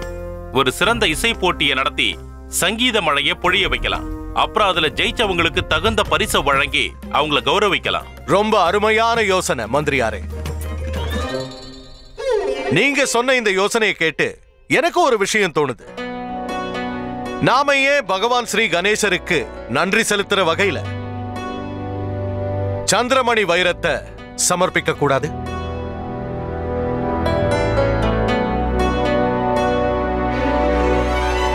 மகாராஜா, இது மிக சிறந்த யோசனை. ஆனா அந்த வைரம் இப்போ பிரம்ம கமல புஷ்பத்துல வச்சிருக்கோம். நானும் இத பத்தி தான் யோசிச்சுட்டு இருந்த மந்திரியாரே. இந்த பிரம்ம கமல புஷ்பம் 5 வருஷத்துக்கு ஒரு தடவை தான் மலரும். ஆனா நம்முடைய இசையால அத மலர வைக்க முடியும்னு சொல்றாங்க. அதனால என்னுடைய யோசனை என்னன்னா, இதையே நாம ஏன் ஒரு போட்டியா அறிவிக்க கூடாது? கணேச உற்சவத்தோட 10வது நாள் இருக்கிற பாடகர்கள்ல யார் ஒருத்தர் இந்த பிரம்ம கமலத்தை தன்னுடைய பக்தியாலையும் இசை திறமையாலையும் மலர செய்றாரோ அவர்தான் இந்த இசை போட்டியோட வெற்றியாளரா அறிவிக்கப்படுவாரு. அதுக்கப்புறம் அந்த பாடகருக்கு சரியான அரச மரியாதையோட பரிசுகளும் வழங்கப்படும். அதுக்கப்புறம் அந்த சந்திரமணி வைரம் விநாயக பெருமானோட பாதங்கள்ல சமர்ப்பிக்கப்படும். அப்படியே அந்த நிகழ்ச்சியில கலந்துகிட்ட பக்தர்களுக்கும் விருந்தாளிகளுக்கும் சந்திரமணியோட அளவில்லாத அழக பார்க்கிற வாய்ப்பும் கிடைக்கும். குருதேவா, நீங்க ஏதாவது சொல்ல விரும்புறீங்களா? ஒண்ணும் இல்ல மகாராஜா, சொல்றதுக்கு ஒண்ணும் இல்ல. இதை விட சிறந்த ஏற்பாடுகளை வேற யாராலையும் பண்ணவே முடியாது. நான் இன்னில இருந்து அந்த ஏற்பாடுகளை கவனிக்கிற வேலையை பார்க்கிறேன். மகாராஜா, இந்த ஒரு விநாயகர் சதுர்த்தி விஜயநகர சரித்திரத்துல நீங்காத இடம் பிடிக்க போகுது. அப்புறம் நான் ராஜகுரு தாத்தாச்சாரியார் இத பொறுப்பா கவனிச்சுக்கிற மகாராஜா. அற்புதம். நிகழ்ச்சிகளுக்கான ஏற்பாடுகளை ஆரம்பிக்கலாம். ஆமா ராமா, இந்த சந்திரமணி வைரம்னா என்ன? தெரியல பட்டு. ஆனா சந்திரமணி வைரத்தை பத்தி மத்தவங்க சொல்லி கேள்விப்பட்டிருக்கேன். ஆனா முழுசா எனக்கு தெரியாது. இப்ப தெரிஞ்சுக்கிட்டாகணும். என்ன பொறுத்த வரைக்கும் நீங்க எல்லாரும் ரொம்ப சரியா தான் பண்ணீங்க. மகாமந்திரியாரே, மந்திரியாரே, அது ஒண்ணுல இந்த சந்திரமணிங்கிறது என்ன? வைரம். என்ன விளையாடுறீங்க? அது வைரங்கிறது எனக்கும் தெரியும். இருந்தாலும் இந்த வைரத்துக்கு அப்படி என்ன தனிச்சிறப்பு இருக்கு? அது பேரை கேட்டதும் எல்லாரும் ஆச்சரியப்படுறாங்க. அதை கேட்டதும் அரசவையில இருந்த எல்லார் முகமும் சூரிய ஒளி தண்ணில பட்டதும் பிரதிபலிக்குமே அந்த மாதிரி பிரகாசமா இருந்துச்சு. அத்தனை பேர் முகத்திலையும் அப்படி ஒரு ஆச்சரியம். அந்த வைரத்துக்கு அப்படி என்ன சிறப்பு இருக்கு மந்திரியாரே? அந்த வைரத்தை பத்தி எவ்வளவு புகழ்ந்தாலும் அதுக்கு ஈடு இணையே இருக்காது. இந்த உலகத்துல இருக்கிற எந்த மொழியாலையும் அந்த அருமையான வைரத்தை பாராட்ட ஒரு சிறந்த வார்த்தை கூட கிடைக்காது. அந்த மாதிரி ஒரு ஒளி, அப்படிப்பட்ட பேர் அழகு, அதை பார்த்த உடனே மயங்கிடுவாங்க. அந்த மாதிரியான ஒரு ஈர்ப்பை இதுவரைக்கும் யாரும் பார்த்திருக்கவே மாட்டாங்க, இனிமேலும் பார்க்க முடியாது. உங்களை பாராட்டியே ஆகணும். கவிஞர் மாதிரி இல்ல பேசுறீங்க.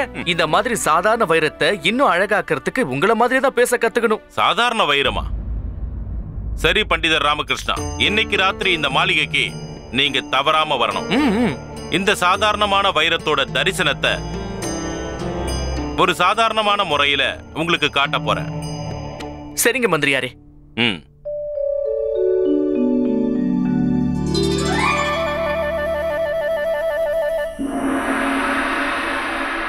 வாங்க ராமகிருஷ்ணா. இந்த முறையில வைரத்தை பார்க்கிறது தடை செய்யப்பட்டிருக்கு. இருந்தாலும் எனக்கு உங்க மேல நம்பிக்கை இருக்கு. உள்ள எல்லா விளக்குகளையும் அணைச்சிருங்க.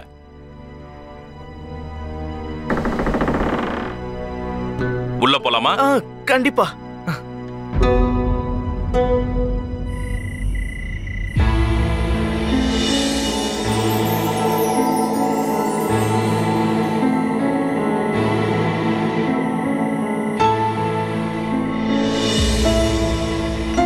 பண்டித ராமகிருஷ்ணா, இந்த மலரை பிரம்ம கமலன்னு சொல்லுவாங்க. இது தன்னால மலரும், தன்னால மொட்டா மாறும். இது எப்ப மலருங்கிறதையும் இது எப்ப மொட்டா மாறுங்கிறதையும் யாராலையும் சொல்ல முடியாது. சந்திரமணி வைரத்தை அலங்கரிக்கிறதுக்கு இதை விட ஒரு அழகான இருப்பிடம் இருக்குன்னு யாராலையும் சொல்ல முடியாது. ஆனா இது உண்மையிலே இருக்க வேண்டியது பகவான் ஸ்ரீ கணேஷோட பாதங்கள்ல. இந்த சந்திரமணி வைரம் ரொம்ப விலை உயர்ந்ததா இருக்கும் இல்லையா? யாராலையும் அதை கற்பனை கூட பண்ணி பார்க்க முடியாது பண்டிதரே. தோராயமா இதோட மதிப்பை சொல்லணும்னா 2 ராஜ்யங்களை வித்து வாங்கலாம்னு நினைக்கிறேன். அப்படியா? இந்த வைரம் யாருகிட்ட இருக்கோ அவங்க 7 தலைமுறைகளை சேர்ந்தவங்க மட்டும் இல்ல. யார் அவங்க வீட்டுக்கு வெறுங்கையை வீசிட்டு வந்தாலும் சரி, அவங்கள மறுபடியும் வெறும் கையோட திரும்ப அனுப்பி வைக்காது. இந்த வைரம் யார்கிட்ட இருக்கோ அவங்க தான் இந்த உலகத்திலேயே பெரிய குபேரன். இது நம்ம விஜயநகர சாம்ராஜ்யத்தோட ஒரு எடுத்துக்காட்டா திகழுது. இவ்ளோ அற்புதமான விலை மதிப்பில்லாத இந்த வைரம் நம்ம ராஜ்யத்துக்கு சொந்தமானது.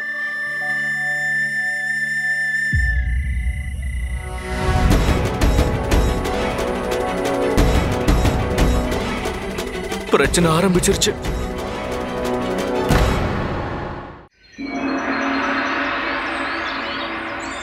ராமா ராமா ராமா ராமா, அவனால எனக்கு ஒரு பெரிய பிரச்சனையாவே இருக்கு. என் ஜாதகத்துல ஒரு தோஷமா மாறி என்ன அவன் ஆட்டி படைச்சுக்கிட்டு இருக்கான். எல்லா விஷயத்திலையும் முந்திரி கொட்ட மாதிரி மூக்க நுழைக்கிறது அவனுக்கு ஒரு பொழுதுபோக்கா ஆயிடுச்சு. நான் ஏதாவது ஒரு விஷயத்த சொல்றதுக்கு வாயை திறந்தா போதும், எனக்கு முன்னாடி அவன் முந்திக்கிட்டு சொல்லிடுறான். எனக்கு ஒரே ஒரு வாய்ப்பு கிடைச்சதுன்னா அவன் இருக்கிற அடையாளமே தெரியாம பண்ணிடுவேன் இந்த தாத்தாச்சாரியார். நீங்களே சொல்லுங்கடா, நான் எவ்வளவு ஆசையோட என் அன்பான சௌதாமணியோட நாட்டியத்தை நடத்தணும்னு ஏற்பாடு பண்ணேன். அதுல என் தலையிட்டு அதை நடத்த விடாம பண்ணிட்டான் அந்த அயோக்கியன். நல்ல வேளை மகாராஜா அந்த நாட்டிய நிகழ்ச்சியை ரத்து பண்ணிட்டாருன்னு சௌதாமணிக்கு தெரியாது. தெரிஞ்சதுன்னா என்னோட கதி அதோ கதிதான். அது பாருங்கடா, சௌதாமணி நீங்க எங்கேயாவது பாத்தீங்கன்னா. ஏற்கனவே பார்த்தேன் குரு. யார? உங்க காதலி அந்த சௌதாமணி தேவியே தான். எப்போ? இப்பதான் கொஞ்ச நேரத்துக்கு முன்னால. எங்க? மாளிகை விட்டு வெளியில வரும்போது குருஜி சொல்லிட்டான். என்ன சொன்னீங்க? அதான் இந்த உற்சவத்துல உங்க நிகழ்ச்சி ரத்து ஆயிடுச்சுன்னு தான். யாரா சொன்னது? நாங்க தான். அவங்க கேட்டாங்க, நாங்க சொல்லிட்டோம். ஐயோ அறிவு கட்டவங்களா, ஏன்டா உண்மையை சொன்னீங்க? தெரியாதனமா வாழ்க்கையில முதல் முறையா வாயில இருந்து உண்மை தவறி வந்துருச்சு. ஏன்னா என்னைக்கு உங்ககிட்ட சேர்ந்தமோ அன்னையில இருந்து எங்களுக்கு உண்மைக்கு சம்பந்தமே இல்லாம ஆயிடுச்சுல. அப்புறம் என்ன இருக்க போகுது? அவ அதுக்கு என்ன பதில் சொன்னான்னு சொல்லி தொலைங்கடா. சொல்லிட்டாங்க. என்ன ரத்து ஆயிடுச்சு? அதான் சொல்லிட்டீங்கல்ல, அவளோட நாட்டிய நிகழ்ச்சி ரத்து ஆயிடுச்சுன்னு. அவங்க சொன்னது உங்களையே ரத்து பண்ணிட்டாங்களா? சௌதாமணிக்கு உங்க முகத்தை பாக்குறதுக்கு பிடிக்கவே இல்லைன்னு சொல்லிட்டாங்க குருஜி. நான் என்னடா தப்பு பண்ண? தவறான நேரத்துல அவங்க பேரை நீங்க பயன்படுத்திட்டீங்கன்னு உங்க மேல அவங்க கோபப்பட்டாங்க குருஜி. நாசமா போச்சா? இதையும் சொன்னாங்க. என்ன சொன்னா? நீங்க நாசமா போயிடுவீங்கன்னு அவங்க பயங்கரமா சாபம் விட்டாங்க. இதுக்கப்புறம் அவங்களுக்கு உங்களுக்கு நடுவுல எதுவும் இல்லையா? அது மட்டும் இல்ல குருஜி, இனிமே அந்த சௌதாமணியோட வீட்டு கதவு உங்களுக்காக மூடியே இருக்குமா?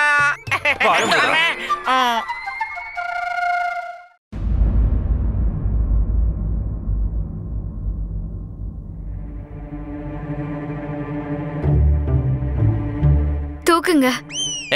எதை தூக்கணும்? என்ன தூக்கிட்டு போய் எங்க வச்சாலும் என்னோட அழகு குறையவே குறையாது. ஏன்னா எந்த கோணத்துல வச்சு பார்த்தாலும் நான் அழகா தான் இருப்பேன். என்ன பாக்குறதுக்கு ஒவ்வொரு கோணமா ஒன்னும் அலையெல்லாம் வேண்டாம்.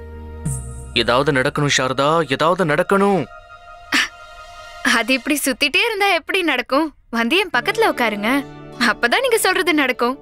அது மட்டும் இல்லாம அம்மாவோட ஆசை அப்பதான் நிறைவேறும்.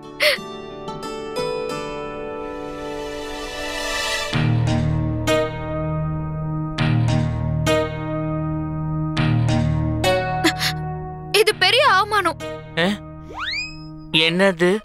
என் அழகுக்கு ஏற்பட்ட அவமானம். இவ்ளோ அழகான பொண்டாட்டிய நேர்ல வச்சுட்டு நீங்க வேற எதையோ யோசிச்சுட்டு இருக்கீங்க. சரி சொல்லுங்க, நீங்க எதை பத்தி யோசிக்கிறீங்க? யார பத்தி யோசிக்கிறீங்க? சந்திரமணியை பத்தி யோசிச்சுட்டு இருக்கேன். சந்திரமணியா? ஆமா சாரதா, சந்திரமணி ரொம்ப அழகானது, எல்லாரையுமே மயக்கிடும். அதோட அழக பாக்குற யாரா இருந்தாலும் அதுக்கு அடிமைதான். நானும் இந்த சந்திரமணியை பார்த்ததுல இருந்து அதோட அழகுக்கு முழுமையா அடிமையாயிட்டேன். அத பார்த்ததுல இருந்து ஒவ்வொரு நொடியுமே அதோட பேரழக பத்தி யோசிச்சுக்கிட்டே இருக்கணும்னு தான் எனக்கு தோணுது. அப்படியா? ஆமா, உனக்கு ஒண்ணு சொல்லவா? அந்த சந்திரமணியை பார்த்த அடுத்த நிமிஷமே நான் என்னையே மறந்து போயிட்டேன். அட நான் மட்டும் இல்ல, அத பாக்குற எல்லாரும் அவங்களே மறந்துடுவாங்க. அப்புறம் சொல்றேன் இரு. அதோட மினுமினுக்கிற ஜொலிக்கிற தன்மையன்னா எவ்வளவுதான் பாராட்டினாலும் அது பத்தாது. சொல்ல போனா அதோட அழக பாராட்டுறதுக்கு இந்த ஒரு ஆயுசு பத்தாது சாரதா. அப்புறம் என்ன, அந்த சந்திரமணி யாருக்கு சொந்தமா இருக்குமோ அவங்க பெரிய அதிர்ஷ்டம் பண்ணி இருக்கணும்.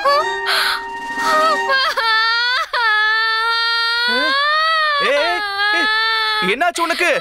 இரு என்னாச்சு? என் வாழ்க்கையே போச்சு, எல்லாம் போச்சு.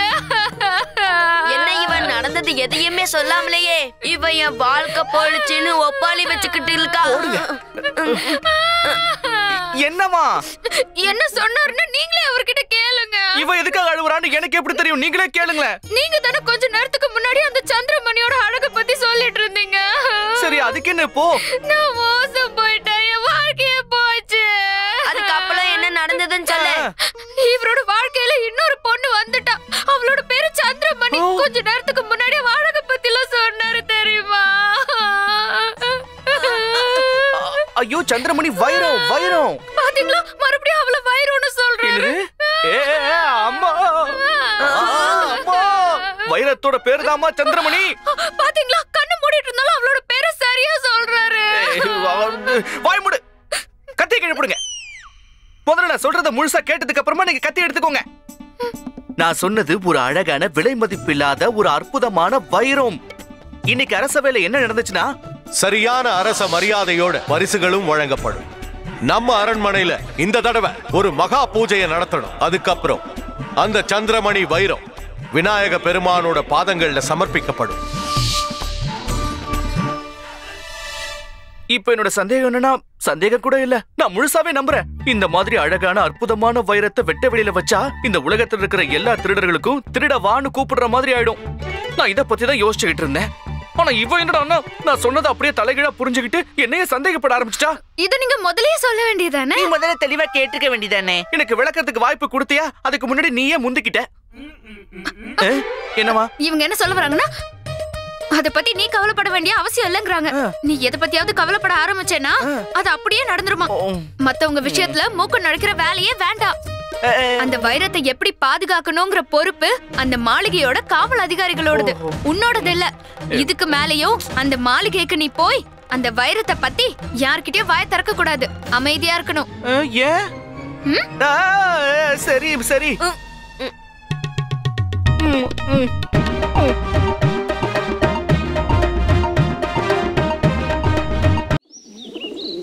ஏற்பாடுகளுக்கு தேவையான பொருட்களோட பட்டியல் வந்துருச்சா? எப்பவோ வந்துருச்சு குருஜி. இதோ அதோட பட்டியல். ஒவ்வொரு பொருளோட விலைக்கு பக்கத்துலயும் ஒரு பூஜ்ஜியத்தை சேர்த்துக்கங்க. அரசாங்கம் சார்பா 100 நாணயங்கள் வசூலிக்கப்படுறதுக்கு பதிலா 1000 நாணயங்கள் வசூலிக்கப்படணும். 50க்கு பதிலா 500 வசூலிக்கப்படணும். ஒவ்வொரு பொருளோட விலைக்கு பக்கத்துலயும் ஒரு பூஜ்ஜியத்தை சேர்த்தாதான் எனக்கு சேர வேண்டிய உண்மையான பங்கு எனக்கு முழுசா கிடைக்கும். நான் ராஜகுருவாச்சே. அரசாங்கத்திலிருந்து எனக்கும் ஒரு பங்கு வந்து சேரணும் இல்லையா? விநாயகரோட அனுகிரகம் எனக்கும் கொஞ்சம் கிடைக்கணும் இல்லையா? ஜெய் ஸ்ரீ கணேஷ்.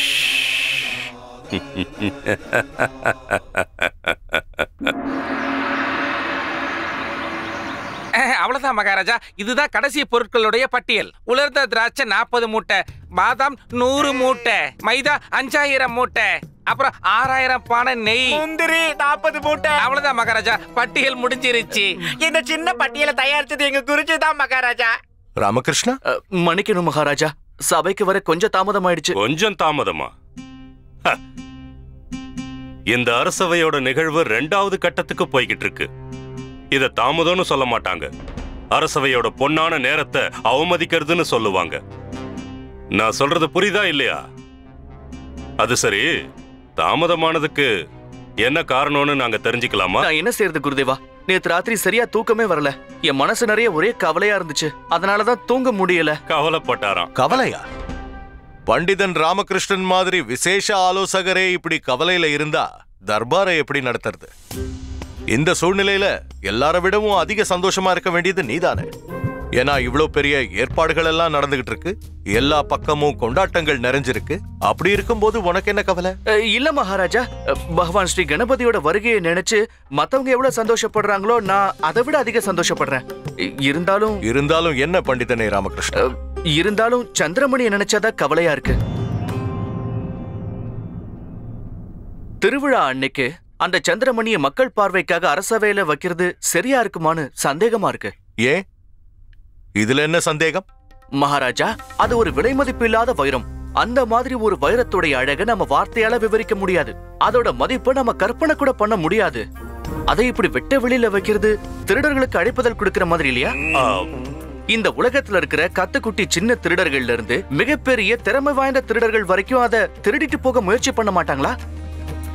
இதால அரசவையுடைய பாதுகாப்புக்கு எதுவும் ஆபத்து வராதா?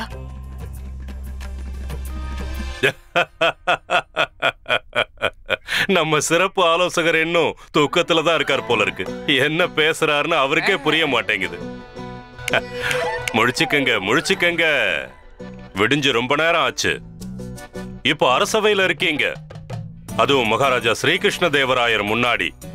முழிச்சுக்கங்க. சொல்ல வரத தெளிவா யோசிச்சு சொல்லுங்க. சந்திரமணி திருட்டு போகுமா? அதுவும் மகாராஜா ஸ்ரீ கிருஷ்ணதேவராயரோட அரண்மனையில இருந்து. என்ன பேசுறோன்னு புரிஞ்சுதான் பேசுறீங்களா? முதல்ல நான் என்ன சொல்ல வரேங்கிறத புரிஞ்சுக்கோங்க குருவே. சில நேரங்கள்ல அளவுக்கு அதிகமான நம்பிக்கையும் ஆபத்துல போய் முடியும். இப்படி நடந்துரும்னு நான் உறுதியா ஒன்னும் சொல்லல. ஆனா காரணமே இல்லாம எதுக்கு ஒரு திருடனுக்கு நாம வாய்ப்பு கொடுக்கணும்னு தான் சொல்ல வரேன். யாரோ ஒரு நபர் சந்திரமணி மேல ஆசைப்பட்டு இவ்வளவு புனிதமான ஏற்பாடுகளை கெடுக்கிறதுக்கு வாய்ப்பு தரலாமா சொல்லுங்க? அதுக்கு நிறைய வாய்ப்பு இருக்கு. அதை திருடிக்கிட்டு போக வாய்ப்பு இருக்கு. ஏன்னா நம்ம சிறப்பு ஆலோசகரே ரொம்ப தெளிவா திருடர்களுக்கு அழைப்பு கொடுத்துட்டாருல. அது மட்டும் இல்லாம இப்போ அவங்க சந்திரமணி மேல அதிகமா கவனம் செலுத்த ஆரம்பிச்சிருவாங்க. அனுபவம் இல்லாத ஒருத்தர் இப்படித்தான் நடந்துக்குவாங்க. இதுக்கெல்லாம் ஒரு தனிப்பட்ட தகுதி வேணும். இவரே இப்போ அழைப்பு விடுத்துட்டாரு. எல்லா திருடர்களையும் கொள்ளக்காரங்களையும் வாங்க வாங்கன்னு அழைப்பு கொடுத்துட்டாரு. விலை மதிக்க முடியாத சந்திரமணிய அரசவையில வச்சிருக்காங்க, அதை திருடுறதுக்கு வாங்கன்னு சொல்லிருக்காரு. இப்படி கூப்பிட்டா யாரு தான் வரமாட்டாங்க சொல்லுங்க? இப்ப இவரு அது திருடு போயிடுமோன்னு கவலைப்படுறாராம். கொஞ்சம் இருங்க குரு தாத்தாச்சாரியரே. நம்ம பண்டிதன் ராமகிருஷ்ணன் தன்னுடைய கடமையை தான் செஞ்சுக்கிட்டு இருக்கான். ஆலோசனை கொடுக்க வேண்டியது அவன் கடமை, அதைத்தான் செய்யறான். நாம இவன் சொல்றத கவனமா கேட்டுதான் ஆகணும். சரி, நீ சொல்லு ராமகிருஷ்ணா, நீ இப்ப என்ன சொல்ல வர? நாம இந்த விலை மதிப்பில்லாத சந்திரமணிய பார்வைக்கு வைக்க கூடாதுன்னு சொல்றியா? ஆனா அது எப்படி சாத்தியமாகும்? இத பத்தி அறிவிச்சாச்சு, அழைப்புகள் அனுப்பியாச்சு. அதோட இந்த விழாவின் முக்கிய அம்சமே சந்திரமணிய மக்கள் பார்வைக்கு வைக்கிறது தானே. இது பாருங்க மகாராஜா, ஒருவேளை சந்திரமணிய மக்கள் பார்வைக்கு வைக்கலன்னா அப்புறம் விஜயநகர சாம்ராஜ்யத்தை பார்த்து எல்லாரும் ஏளனமா சிரிப்பாங்க. அப்படி நாம நிச்சயமா நடக்க விடக்கூடாது. சந்திரமணிய மக்கள் பார்வைக்கு வச்சே தீரணும் மகாராஜா. ஏன்னா இது மகாராஜா ஸ்ரீகிருஷ்ண தேவராயரோட தன்மானம் பத்தின பிரச்சனைங்கிறதுனாலதான் சொல்றேன். என்ன மன்னிச்சிருங்க குருதேவா. என்னால இப்போ ராமகிருஷ்ணன் சொல்றதையும் அவ்வளவு லேசா எடுத்துக்க முடியாது. ஒருவேளை ராமகிருஷ்ணன் சொல்ற மாதிரி உண்மையிலேயே நடந்தா என்ன பண்றது? அப்படின்னா அந்த பொறுப்பை இவர்கிட்டே ஒப்படைச்சிருங்க மகாராஜா.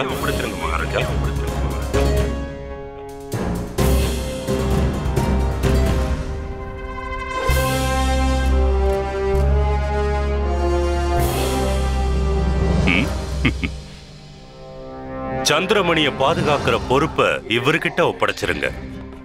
இவர்கிட்ட ஒப்படைக்கிற இந்த பொறுப்பை இவரு சரியா செய்வார்னு எனக்கு நம்பிக்கை இருக்கு. ஏன்னா இவர் தான் திறமையான புத்திசாலியான பண்டிதராச்சே. இவரோட அறிவாற்றலை இவர் நல்லா பயன்படுத்துவாரு. ஆனா குருதேவா, ரொம்ப நல்ல விஷயத்த சொல்லிருக்கீங்க. நான் இன்னையிலிருந்து, இந்த நொடியிலிருந்து, இந்த கணமே சந்திரமணியோட பாதுகாப்புக்கான முழு ஏற்பாடுகளையும் செய்யற பொறுப்பை ராமகிருஷ்ணன் கிட்ட ஒப்படைக்கிறேன்.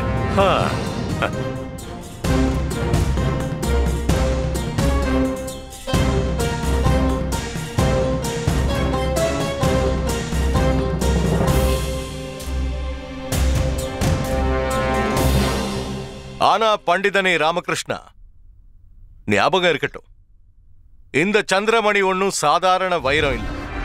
விஜயநகர ராஜ்யத்தோட சுய மரியாதையும் அதுதான். நம்ம கௌரவம் அதுல அடங்கி இருக்கு. அதனால இந்த வைரத்துக்கு ஏதாவது ஒண்ணு ஆச்சுன்னா நான் உன்கிட்ட கருணையோட நடந்துப்பேன்னு எதிர்பார்க்காத. அந்த சந்திரமணிக்கு ஏதாவது ஆச்சு, அதுக்கப்புறம் நான் என்ன செய்வேன்னு எனக்கே தெரியாது. ஞாபகம் இருக்கட்டும்.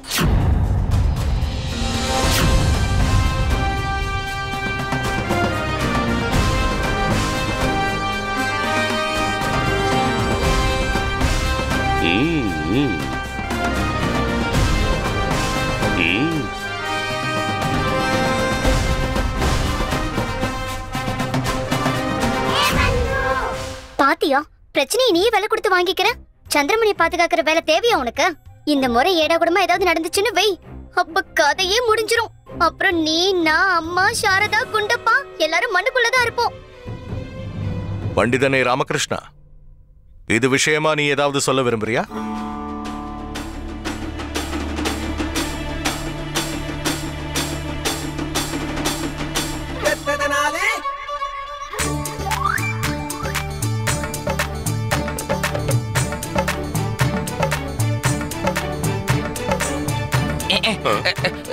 குருஜி ஜாக்கிரதையா இருங்க.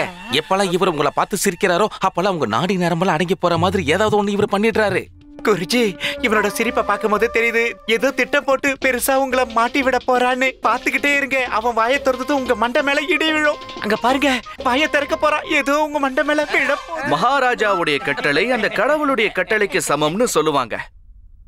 ஒருவேளை சந்திரமணியை பாதுகாக்கிற திறமை எனக்குள்ள இருக்குன்னு மகாராஜாவே நினைக்கிறாருன்னா அதுக்காக நான் முதல்ல மகாராஜாவுக்கு என் பணிவான நன்றிகளை தெரிவிச்சுக்கிறேன். நீங்க கொடுத்த இந்த வேலையை நான் நேர்மையான முறையில பூர்த்தி செய்வேன். அதோட நான் உங்களுக்கு ஒரு வாக்குறுதியும் கொடுக்கிறேன் மகாராஜா. இந்த சந்திரமணியை பாதுகாக்க நான் என்னோட உயிரையும் பணைய வைக்க தயாரா இருக்கேன். சந்திரமணிக்கு எந்த ஒரு பாதிப்புமே வராது மகாராஜா. இருந்தாலும் எது எப்படி இருந்தாலும் எனக்கு திறமை இருக்குன்னு நீங்களே உறுதியா நம்புறீங்க. அப்புறம் ஏன் அரைகுறையான பொறுப்பை ஒப்படைச்சிங்க? என்ன நம்புற நீங்க முழு பொறுப்பையும் என்கிட்டயே தரலாம் இல்லையா? முழு பொறுப்பா? முழு பொறுப்புன்னு நீ எதை பத்தி சொல்ல வர ராமகிருஷ்ணா? சந்திரமணியை பாதுகாக்கிற பொறுப்பு மட்டும் பத்தாதுன்னு சொல்ல வர மகாராஜா. அதுக்கான முழு ஏற்பாடையும் பண்ற பொறுப்பை தாங்கன்னு சொல்ல வரேன். மகா போட்டி நடத்துறதுல இருந்து சங்கீத போட்டி நடத்துற வரைக்கும் எல்லா பொறுப்புகளையுமே என்கிட்ட ஒப்படைச்சா சந்தோஷமா இருக்கும். விழாவுக்கு தேவைப்படுற எல்லா பொருளையும் வாங்குற பொறுப்பு நீங்க எனக்கு கொடுத்தீங்கன்னா ரொம்ப வசதியா இருக்கும்.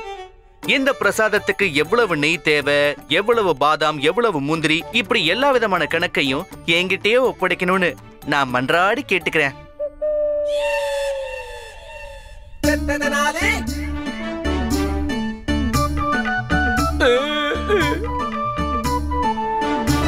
உனக்கு என்ன புத்தி கெட்டு போச்சா? நீ என்ன நினைச்சுக்கிட்டு இருக்க? வாய்க்கு வந்தபடி எல்லாம் பேசிட்டு இருக்க. உன்கிட்ட என்ன பொறுப்பை ஒப்படைக்கிறாங்களோ அதை மட்டும் செஞ்சா போதும், புரிஞ்சுதா? மத்தவங்க விஷயத்துல நீ தலையிடாத. அதை பாத்துக்கதான் நான் இருக்கேன் இல்லையா? நான் பாத்துக்கிறேன் மகாராஜா, நான் பாத்துக்கிறேன். என்கிட்ட விட்டுருங்க. அடடா குருநாதரே, இந்த வயசுல உங்களுக்கு எதுக்கு இவ்வளவு கஷ்டம்? உங்க சேவகன் நான் தான் இருக்கேன்ல. விழாவுக்கான எல்லா ஏற்பாடையும் நானே பண்ணிடுறேன். உங்களுக்கு பொருத்தமான வேலையை மட்டும் நீங்க செஞ்சா போதும். நீங்க செய்ய வேண்டியதெல்லாம் ஒன்னே ஒண்ணுதான். விழா நடக்கிற அன்னைக்கு முழு கவனத்தையும் செலுத்தி பகவான் ஸ்ரீ கணேசனுக்கு பூஜை பண்ணாலே போதும். இந்த விழாவுக்கான எல்லா ஏற்பாடுகளையும் செய்யற அந்த பொறுப்பை நீங்க எனக்கு கொடுக்கணும்னு கேட்டுக்கிறேன் ஆச்சாரியாரே. நான் தான் சொல்றேன்ல, நீ கவனிச்சுக்க வேண்டிய அவசியமே இல்ல. மகாராஜா தயவு செஞ்சு பண்டிதர் ராமகிருஷ்ணன் சொல்றது சரிதானே ஆச்சாரியாரே? நீங்க ராஜகுரு, உங்க பொன்னான நேரமும் தியானமும் ரொம்ப முக்கியமானது. நீங்க உங்களோட கவனத்தை மகா பூஜையில செலுத்துங்க. மத்த எல்லா வேலைகளுக்கும் பண்டிதர் ராமகிருஷ்ணர் இருக்கார்ல, அவர் பார்த்துப்பாரு. எனக்கு என்னவோ மகாமந்திரி சொல்ற விஷயம் சரிதான்னு தோணுது குருதேவா. நாம இந்த பொறுப்பையும் பண்டிதன் ராமகிருஷ்ணன் கிட்ட ஒப்படைச்சோம்னா ரொம்ப நல்லா இருக்கும்.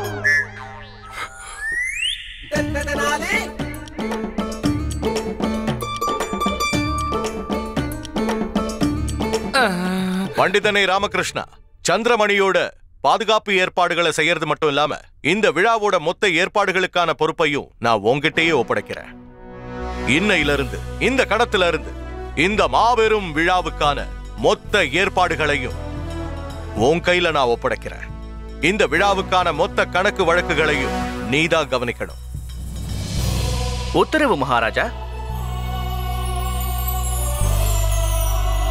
குருதேவா. சொல்லுங்க சொல்லுங்க மகாராஜா. பண்டிதன் ராமகிருஷ்ணன் கிட்ட பொருட்களோட பட்டியலை ஒப்படைச்சிருக்கு. சரி சரி மகாராஜா.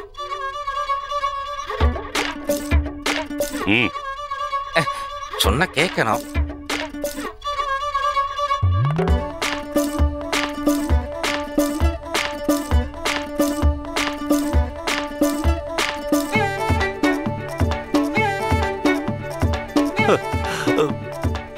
வாங்கிக்க.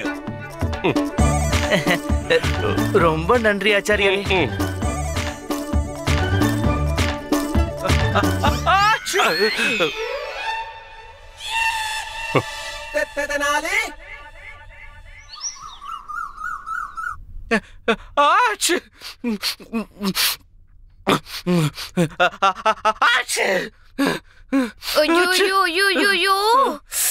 கொஞ்சம் பொறுத்துக்கோங்க.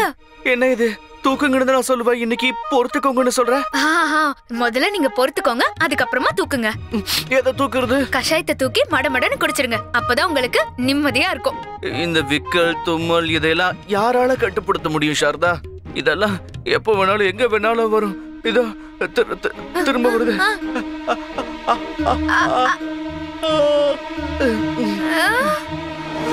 பாதியில நின்னுடுச்சு.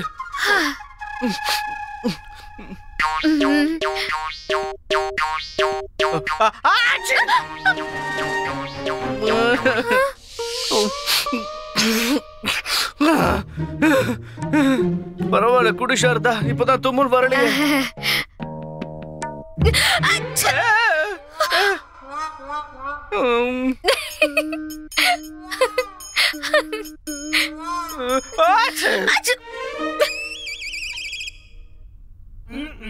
இந்த வீட்ல எதுவுமே சரியில்லை. தினம் ஏதாவது ஒரு பிரச்சனை வந்துகிட்டே இருக்கு. இந்த வீட்டுக்கு யாரோட கண்ணு பட்டுச்சுன்னே தெரிய மாட்டேங்குது. நீ கவலைப்படாத சாரதா, லாமாவை கஷாயத்தை நான் குடிக்க வைக்கல. என்னாச்சு?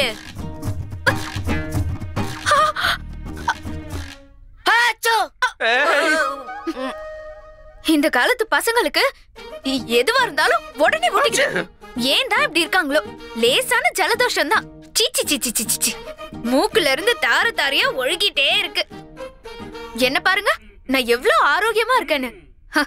நோய் நொடியெல்லாம் விட்டு தள்ளுங்க, ஒரு சின்ன தும்மல் கூட எனக்கு வராது. என்னமா பேசுறீங்க? தும்மல் கூட வராதா? அது எப்படி சாத்தியமாகும்?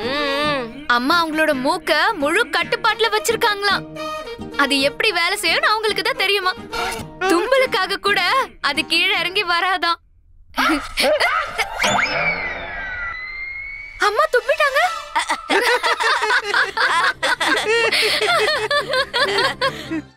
அம்மா தும்பிட்டாங்க.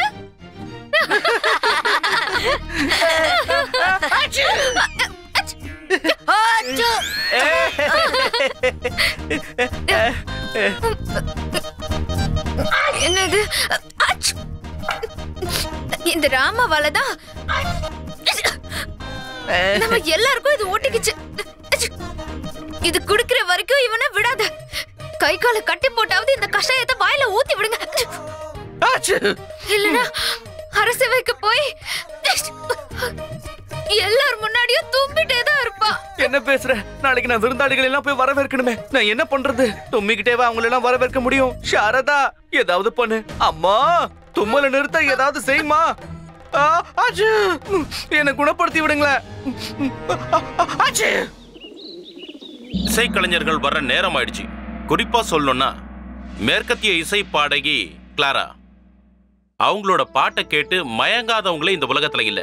அவங்கள சிறப்பு விருந்தினரா இங்க வர வச்சிருக்கோம்.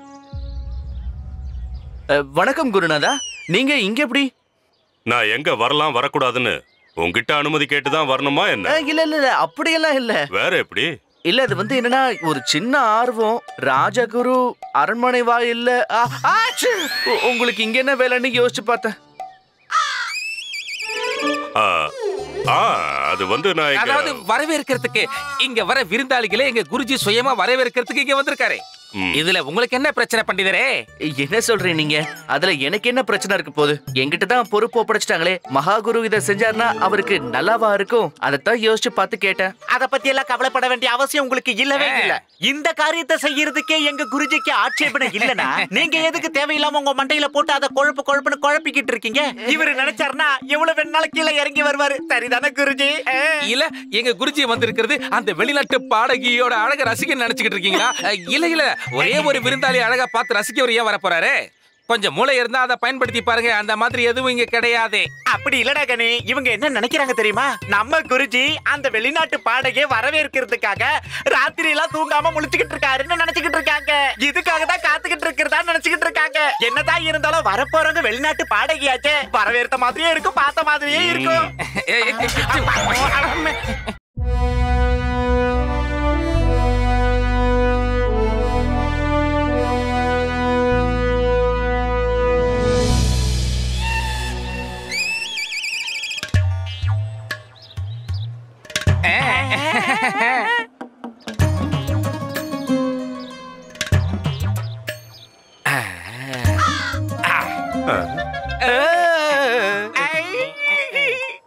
ஓம் ஸ்ரீ ராமச்சந்திர பிரபு வாழ்க வாழ்க. இவரோட பேரு மதுரா தாஸ். சிறந்த பாடகர் மட்டும் இல்ல, ராம பக்தரும் கூட. ஓம் ஸ்ரீ ராமச்சந்திர பிரபு வாழ்க வருக வருக மதுரதாஸ் அவர்களே, வருக வருக. நான் ஒரு பெரிய பாக்கியசாலி. ஏன்னா நாங்க இருக்கிற இடத்துல உங்க காலடி பட்டிருக்கே. உங்களை பணிவோட வரவேற்கிறோம். உங்க பயணத்துல எந்த சிரமமும் இல்ல. ஆமா, யார் இந்த பையன்? இதுக்கு முன்னாடி நான் பார்த்ததே இல்ல. உன்னை நீயே அறிமுகப்படுத்திக்குவியா? அடியனை எல்லாரும் ராமகிருஷ்ணன் கூப்பிடுவாங்க. மகாராஜாவோட அரண்மனையில நான் ஒரு மன்னிக்கணுங்க, நான் ஒரு ஆலோசகரா இருக்கேன். இவனோட சிரிப்பு எனக்கு ரொம்ப பிடிச்சிருக்கு. அதோட இவன் கொடுக்கிற மரியாதையும் ரொம்ப இனிமையா இருக்கு. என் மனசுக்கு திருப்தி கிடைச்சிருக்கு. இதுல என் பயண களைப்பெல்லாம் பறந்து போச்சு. ரொம்ப நன்றிங்க ஐயா. குருஜி, இந்த ஆளுக்கு கடவுள் வானர உருவத்தை நினைச்சிருப்பாரு போல இருக்கு. ஆனா நடுவுல மனசு மாதிரி மனுஷ உருவத்தை கொடுத்துட்டாரு. சரி சரி, ஆரம்பிங்க. ஆரம்பிக்கணுமா? என்னத்த ஆரம்பிக்கணும்? ஏதாவது நடன நிகழ்ச்சி தான். ஆட்டம் பாட்டம் கொண்டாட்டம் இப்படி ஏதாவது. என்ன சந்தோஷப்படுத்த மாட்டீங்களா என்ன? நீங்க எடுபடி தானே?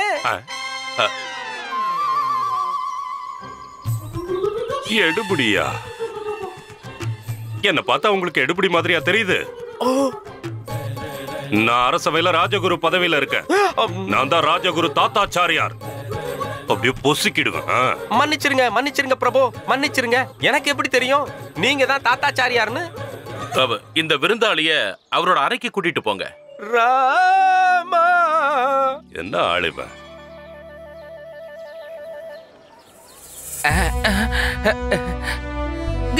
குருஜி, அங்க கொஞ்சம் பாருங்க. வெளிநாட்டு பேரழகி உள்ளூர் பல்லக்கல வருது. என்ன ஒரு அதிசயம்!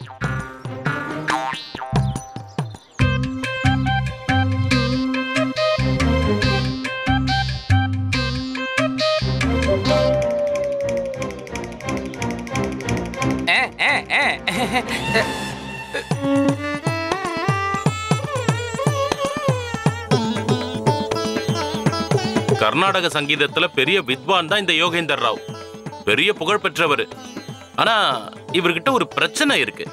இவருக்கு திருடுற ஒரு கெட்ட பழக்கம் இருக்கு. அதாவது எதை பார்த்தாலும் அதை திருட முயற்சி பண்ணிடுவாரு.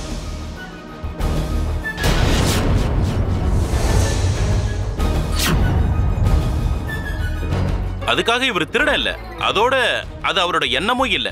இன்னும் சொல்ல போனா அது அவருக்கு பழக்கமாயிடுச்சு. என்ன மந்திரியாரே இது? இங்க ஏற்கனவே சந்திரமணியை பாதுகாக்கிற பொறுப்பு என் கழுத்தை இறுக்கிக்கிட்டு இருக்கு. அது பத்தாதுன்னு இந்த கலைஞருக்கு இப்படி ஒரு நோயா இருக்கணும்.